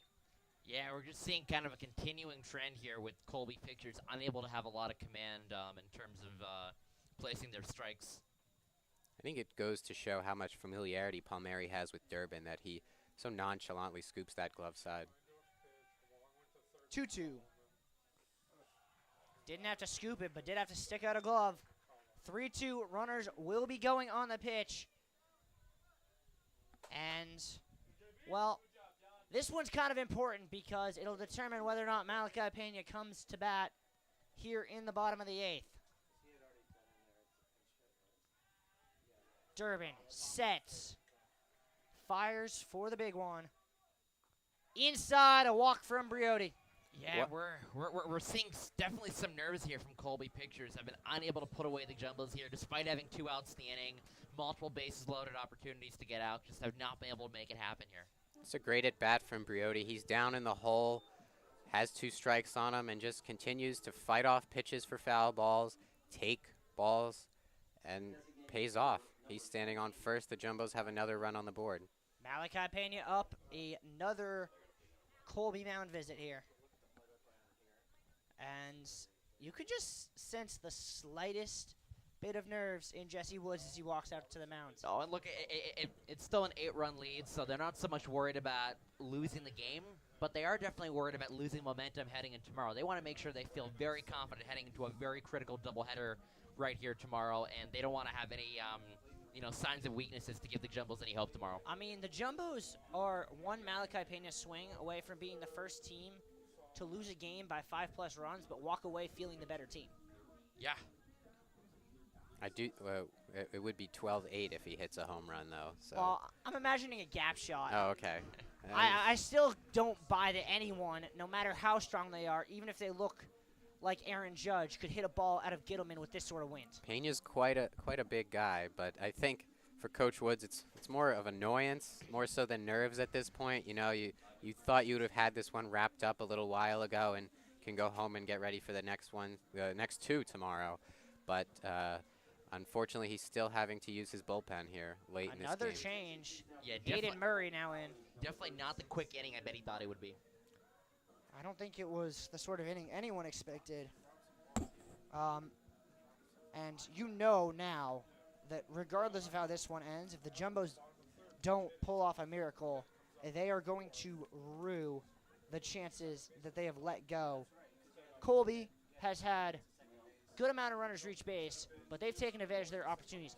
Jumbos entering the bottom of the 8th had stranded 8 runners. They currently have the bases loaded. It is an 8-run game. It is mathematically impossible for this inning to end with the Jumbos not having stranded more runners than the margin in this game unless they were to take the lead. Yeah, it just has not been good enough on the day for them. And I think, 3 errors also don't help either on defense. They've allowed Colby to get a lot more runs than maybe they deserve to have, and definitely they're It's not. almost like they're finding out what the Red Sox found out last night, which is you cannot give good offensive teams extra outs or you will get punished. Yeah. I mean, it's not Gunnar Henderson and Colton Cowser out there for the Mules, but certainly for the NESCAC, one of the better offensive teams. And like you said, you can't give good hitters more opportunities than I will than remind they deserve. you that Ryan Grace and Cole Palmieri are currently hitting better than Gunnar Henderson and Jordan Westberg. Which is pretty incredible to say if you think about it. Murray finally gets himself about ready to go. But Grayson and Palmieri never had to face Brian Bayo, so. That is true. I will give them that. I don't quite think Pedezwa lived up to the Brian Bayo standard today. Most definitely not. It's definitely a very rough first inning. That feels like an eon ago as Pena steps in. Low strike called. New pitcher here is Aiden Murray from North Jersey, which I'm okay with as long as he respects Central Jersey. We'll have to do some more inquiry post-game. Enough about the Jersey property. Yeah, I'm a little sick of New Jersey from hearing from you, Max, but That's fair enough. All I can say is thank God we don't play teams from Jersey because we wouldn't actually hear anything about the game if Max was on it. you'd have to pull him before the inning even began. Pena, did he hold? Yes, he did. 2-1. Really good discipline there by Pena. You can tell he's trying to do everything he can to get runs on the board here for the Jumbos. Colby seemed really convinced he went around there, but I think Pena did a good job holding up. Let's see. Ooh. He held. Yeah. I think Really he just good job. barely held. Yeah, I think the umpire got it right. 2-1. Cuts across, 4-strike 2. No arguments there. Except the trackman says it's a ball. 2-2. 2 outs. 3 runners on base.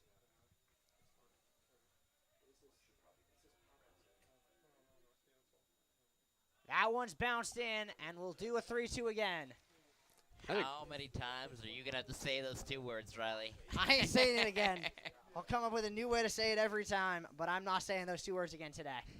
Another great stop from Palmieri. He's been out there a long time. You know, the Mules are moving through pitchers, but the full count delivery to Pena. Skied. Could be trouble with the lights. No one finds it, and that ball's dropping. That's going to score 3, and all of a sudden, This game's not over. This game is nowhere near over, and what a fantastic, RBI here to make it even more of a game. You don't see that every day. I think we've said that a few times today, but in Christian Arroyo style, the Mules have no idea where that ball is. They lost it in the lights. It should have been a routine pop-up, but instead Pena's standing on second base with his bases clearing, stand-up double, and all of a sudden, we have a 5-run game. Yeah, and if I'm a Colby outfielder, I mean, I'm not happy about the lighting out there. It was obviously very hard to see and very unfortunate. If I'm Colby coach James Woods, or Jesse Woods, excuse me, I'm really ruining my decision to take Agarwal out of this game. As I'm running out of room in my scorebook because the Jumbos have hit around here in this bottom of the 8th.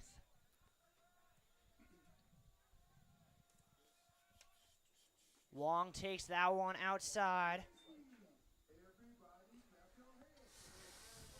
Exciting music playing for the first time in what feels like years. Yeah, there's definitely reason to get excited in the Jumbos dugout again here. This is the first time it's been a 5-run game since the top of the 2nd. Wow. That one's low, 2-1. And for the first time all day, the Jumbos bench making some noise. Yeah, they know they have a chance here, which seemed almost incomprehensible even 5 or 10 minutes ago. Better late than never. Indeed. The 2-1. In there for strike 2. Wong definitely wants that one back. I mean, that was right down the heart of the plate. Great pitch to hit. Instead, it's another 2-2 count with 2 down. Pena taking a nice lead off second. The 2-2. Bounced in there, blocked by Palmieri, who is getting himself a busy 8th inning. Yeah, as we mentioned, Palmieri's doing a great job back there. It's got to be tiring. It's been a 3-hour game at this point, but he's holding strong, keeping the ball in front. Pavlik on deck, the 3-2. Swung on and missed. The Jumbos put a 6-piece on the board. Give Colby something to think about as we head to the 9th.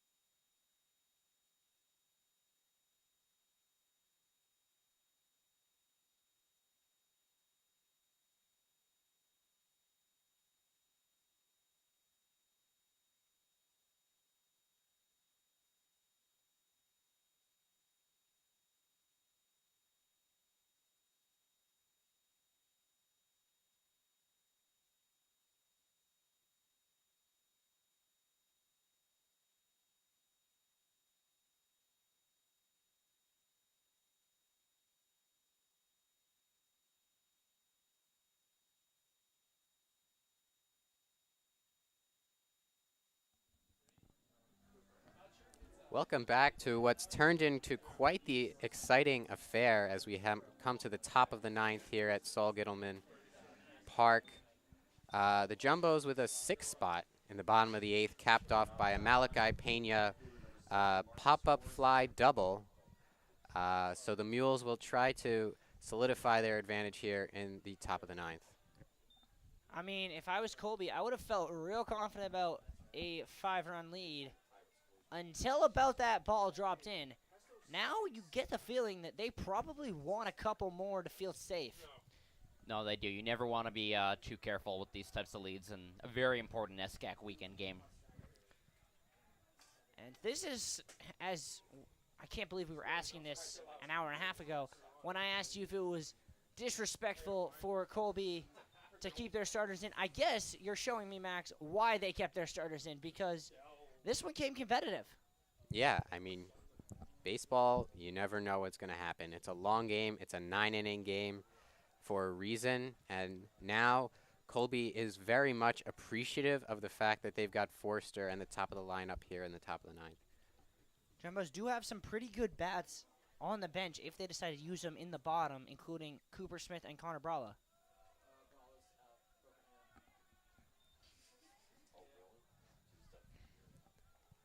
We're being told Brala is not available today with a broken hand, so our best wishes to him.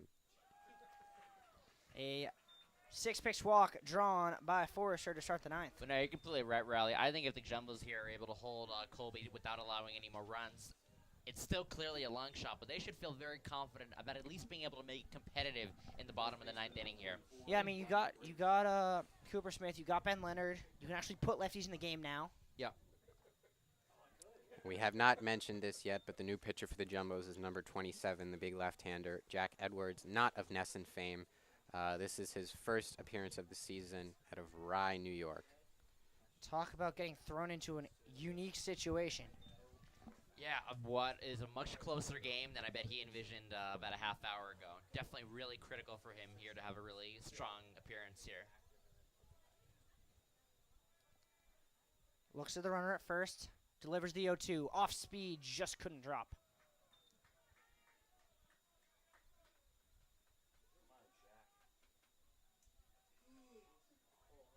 And this matchup's been one that's had a few comebacks in its history. Most famously, 2 years ago, the 9-8 game where Jordan's call will live in JumboCast lore, in which Patrick Solomon walked it off with, interestingly, a 6-run ninth inning. We've already seen one six-run inning here today. What's another? Edwards throws that one wild. Will draw the count full. No, you're quite right, Max. We have definitely not been short on run scoring today. 19 runs, 24 hits, 4 errors. This one has filled the box score. Payoff. Grounded up the middle. Could be 2. Diving stop. Flip to second in time. How about that? What a fantastic defensive play. Getting in front of the ball, diving correctly, and making sure he gave it to the second baseman in time to get the man out at second. Absolutely perfect defense there. A beautiful job. And on a day where, unfortunately for the Jumbos, that E column has a number 3 in it, that's a fine defensive play to make up for some of those early errors.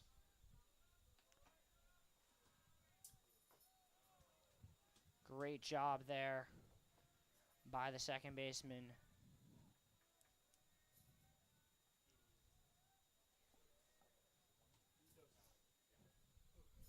That one fouled out of play.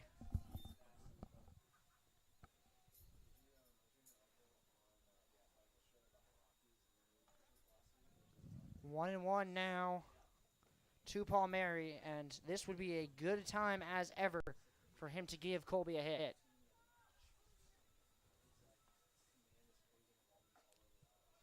Just outside, did not offer. You know you're hitting well when you can go 0 for 5 and your batting average is still going to be above 400. It's like Williams levels. Yeah, that's incredible. I definitely expect him to bounce back probably tomorrow in the doubleheader. He doesn't usually have quiet games like this today. Yeah, if I'm Silas Reed, I'm not looking forward to facing him tomorrow. Swung on and missed. And Edwards not afraid to attack these Colby hitters. Yeah, that was a really scorching fastball there.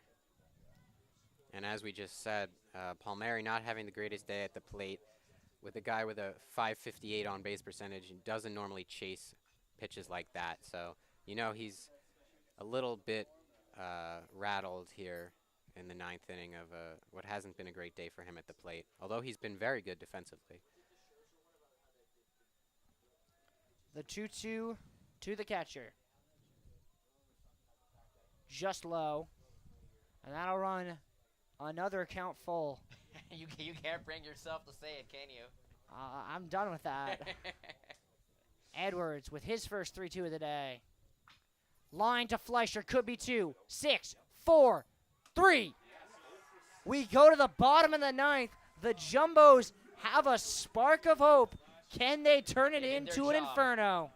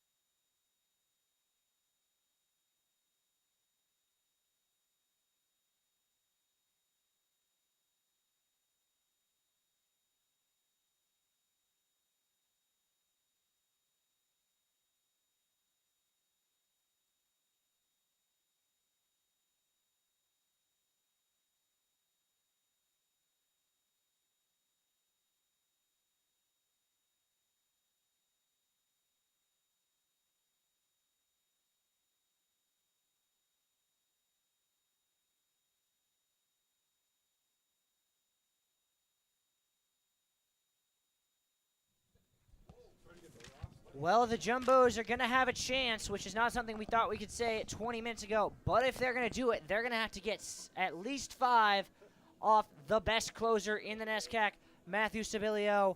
A 0 ERA in 8 appearances so far. Packs some heat, has some off-speed stuff to boot. And the Jumbos, well, this is the part of the lineup that's kind of thrived so far today.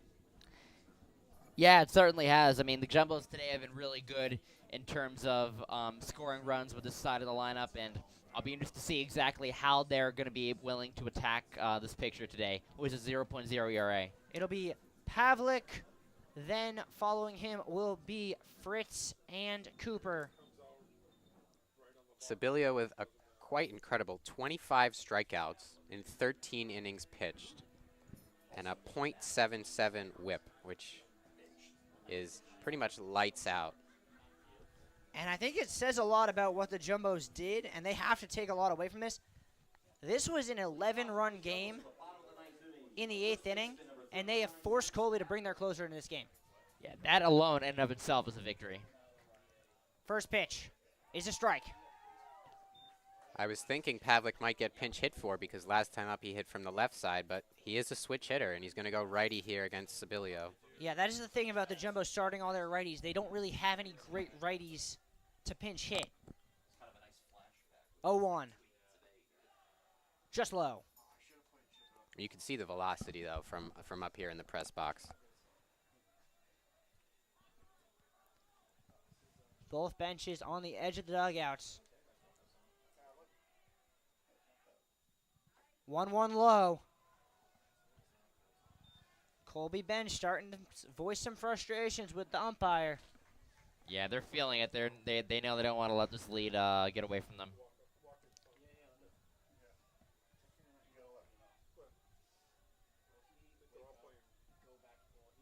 Looks in.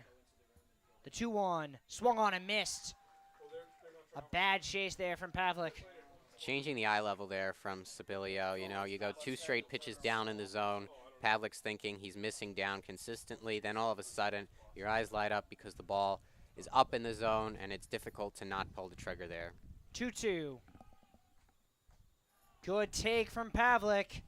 And what else is new with 3-2 count? I know that killed you inside, but We should take turns saying it from now on. I'll say it because it's actually gotten to be a competitive game. The payoff pitch here from Sibilio. Lined up the middle, and Pavlik gets himself a hit. yeah, picture-perfect start for the Jumbos here. That's exactly what they needed here in the bottom of the ninth. Get men on base. Give yourself an opportunity here to get some runs scored. It's a great at-bat from Pavlik. Takes the previous pitch outside, forces Sibilio to go back in the zone, and that's not an easy pitch to hit. It's in on his hands, inside outs it right up the middle, across the pitcher's mound. Solid base knock, and the Jumbos have life. John Fritz, 2 for 4 on the day, comes to hit. Sirens flaring. That's probably how Coach Jesse Woods feels inside of his head right now. Yeah, definitely not the start that Scabilio wanted. Coach Svagdis, on the other hand, is thrilled with this mental resiliency that his team showed today. That gets the outside corner, 1-1. John Fritz has played brilliantly all day and now has a chance to be the hero in the 9th.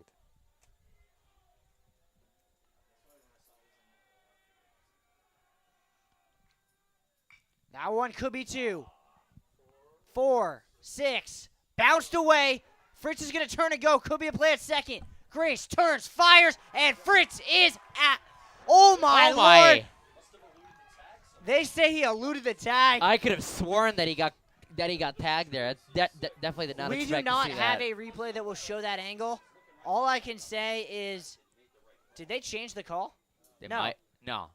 All I can say is he must have evaded the tag because the throw beat him by a mile. Yeah, on our replay, you can't really see the ball, but it does look like the tag was not applied and that Fritz got underneath it. So I guess the umpire did make the right call there. When he rounded first, when the ball got by the first baseman, I was shaking my head, no, no, no, but it worked out for him in the end.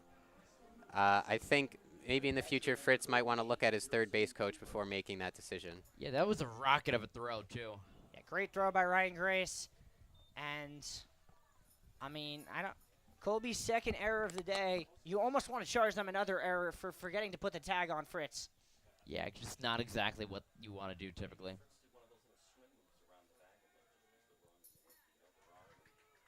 One and one is the count here to Pearson Cooper.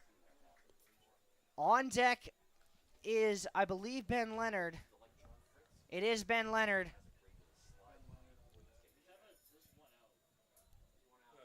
There is one out, you're right. Thank you. The 1-1. Upstairs to Cooper. We talked a lot about Sabilio's pitch mix, but that off speed has not been there today. Both of the pitches he's induced contacts on have been fastballs, so he's going to have to throw more if he wants to get out of this jam. The 2-1. Outside. And you can start to hear that little rise in excitement in the crowd. Yeah, they know they actually have a good shot here at getting runs potentially.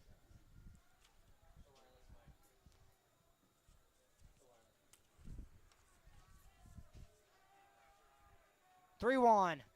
Swung on and fouled back what would have been ball 4.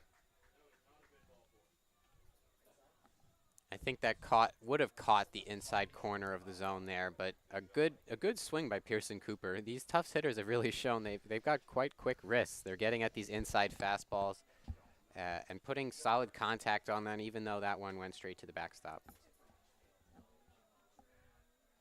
The 3-2 delivery from Sabilio. Outside, ball 4. Yeah, once again, the Generals are showing good play discipline, good job at getting people onto base, and yeah, this inning keeps on getting more interesting and more interesting. Ben Leonard stepping to the plate. You know, and we talked all day about how this is a great opportunity in a low-pressure environment for these freshmen, but now the pressure's on, and they've done a great job. I mean, Pearson Cooper working a walk there, Pavlik getting a base hit up the middle to start the inning. So the freshmen showing that they can contribute in a meaningful way. Ben Leonard steps up. Were he to get on, it would bring a save situation into play in a game that was an 11-run game an inning ago. That's second base. Not the easiest situation to be thrust into if you're Leonard, especially facing a hard-throwing lefty when you're in the left batter's box. The 0-1 outside. Yeah, of course, Ben Leonard, though, 16 starts on the season. He's been such a key component of this Jumbo's team, so you know he feels very confident, probably very happy to be in this position when he can help his team. Has a walk-off in his career, so he's not a stranger to the pressure situations. Definitely not scared by it. The 1-1. just grazes the outside corner. It looked like it might have been off the plate there. I think Leonard was well within his rights to take that. Can't take it now, though. 2 strikes. The 1-2 from Sibilio. Almost the same spot, different decision. A little bit further outside there, and I think Palmieri was a bit delayed in his attempt to frame that one.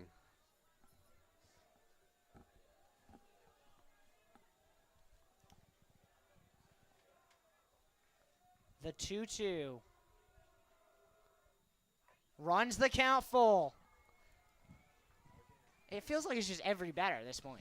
It really is. I think the baseball gods are smiling down at you, Riley, for whatever reason. That means the baseball gods are watching JumboCast. I'll take that. Which would be a win. Sibilio versus Leonard, the 3-2.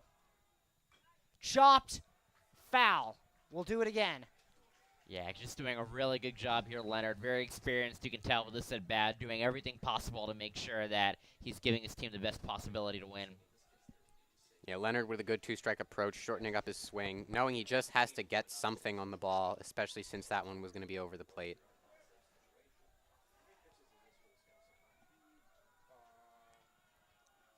The 3-2 is lined into left field. That'll score at least one. They're sending a second. Ben Leonard drives in 2, and it is a 3-run ball game. And just like that, you could tell the experience of Ben Leonard here coming into the game as a pinch hitter, bottom of the 9th inning. Just a fantastic job making it a 3-run game now. It doesn't get much better than that, Riley. What a It piece does of hitting not. there. Ben Leonard going the opposite way. He was behind Sibilio's fastball every time he swung at it, but uses it to his advantage there, going right down the left field line. And now he's standing on second base. 2 runners have scored. It's a 3-run ball game. Save situation as Raydell steps to the plate. Takes that one for a strike. Sibilio really starting to feel the pressure here. And I'm shocked that a coach from the Mules bench has not been out there to visit Sibilio in Yeah, I this think situation. calming him down, visiting him, talking about his pitch selection would probably be a good idea here if I was the Colby coach. His 0-1. Catches the bottom of the zone, 0-2.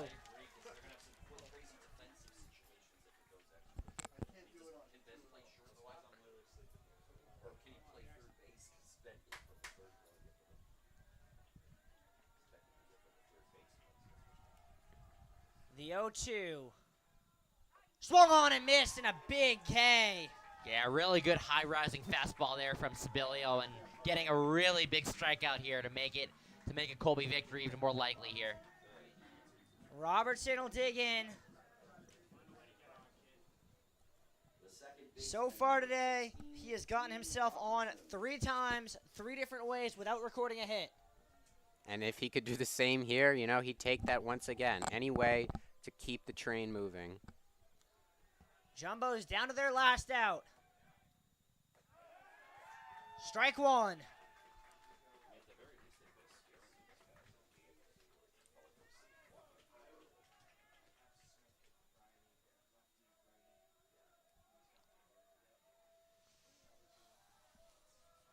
The 0-1. High. Briotti on deck. Should it get to him? Represents the tying run. Which And is incredible. We're even talking about a tying run considering where we were even an hour ago. That's exactly what I was going to say. The fact that you're mentioning that's incredible. 1-1. Up the middle.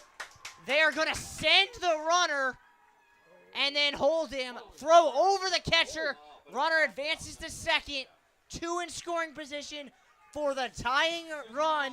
Johnny Briotti at the And plate. just when we think, Riley, this game can't get any more exciting, it keeps on getting more and more exciting. Great hitting there by the Jumbos, and this game is not anywhere near to being over. I'm going to need some heart medication real quick. Robertson, that's his first collegiate hit, if I'm not mistaken, and what a way to do First it. collegiate recorded at bat. He's been on base 4 times today. Finally gets himself an at bat. Briotti, the tying run to the plate in the 9th. And that one comes across. Briotti might want that one back. Just on that previous play, Sibilia with great backup because the throw was well over Palmieri's head. And if he's not back there to catch the throw, then a run definitely scores. The 0-1 to Briotti. Outside corner, strike 2, and the Mules are 1 strike away. What a crazy game this has been here. You know, Colby's really going to want to end it here. They don't want to get any more Tufts runners on base. It all comes down to this. The 0-2 to Johnny B.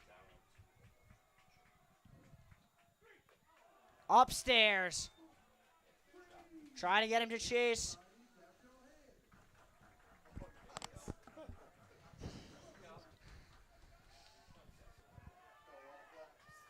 Sibilio looks in. Comes set. The 1-2. Too high. And what you do not want to do is put the winning run at the plate in Malachi Pena. You do not want to give a walk-off opportunity to the Jumbos here. Let's not get ahead of ourselves, though. We've still got a 2-2 count here on Briotti. The 2-2 to the Jumbo center fielder. Upstairs, and the count is full. Oh, and you just heard a big, you know. I mean, I'm sorry. You can't take that pitch. Yeah. It was ball 3. That's all that matters. Yeah, you just heard a big sigh of anger come out of the Colby dugout, though. They really wanted that one. The payoff to Briotti.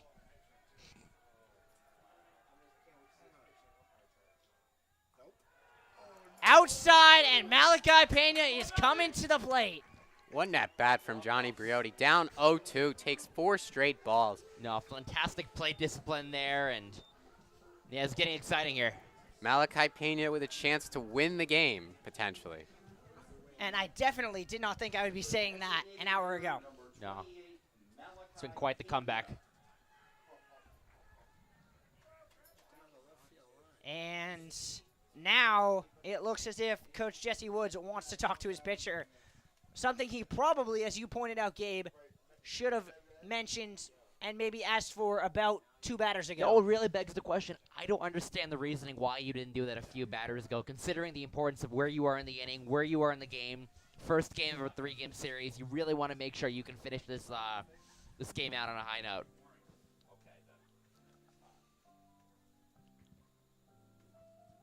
All right. It's time that we look back to April 1st, 2022. That was the day that Patrick Solomon hit a walk-off grand slam to give the Jumbos a 10-9 win over Colby right here on Gittleman. Malachi Pena, same situation.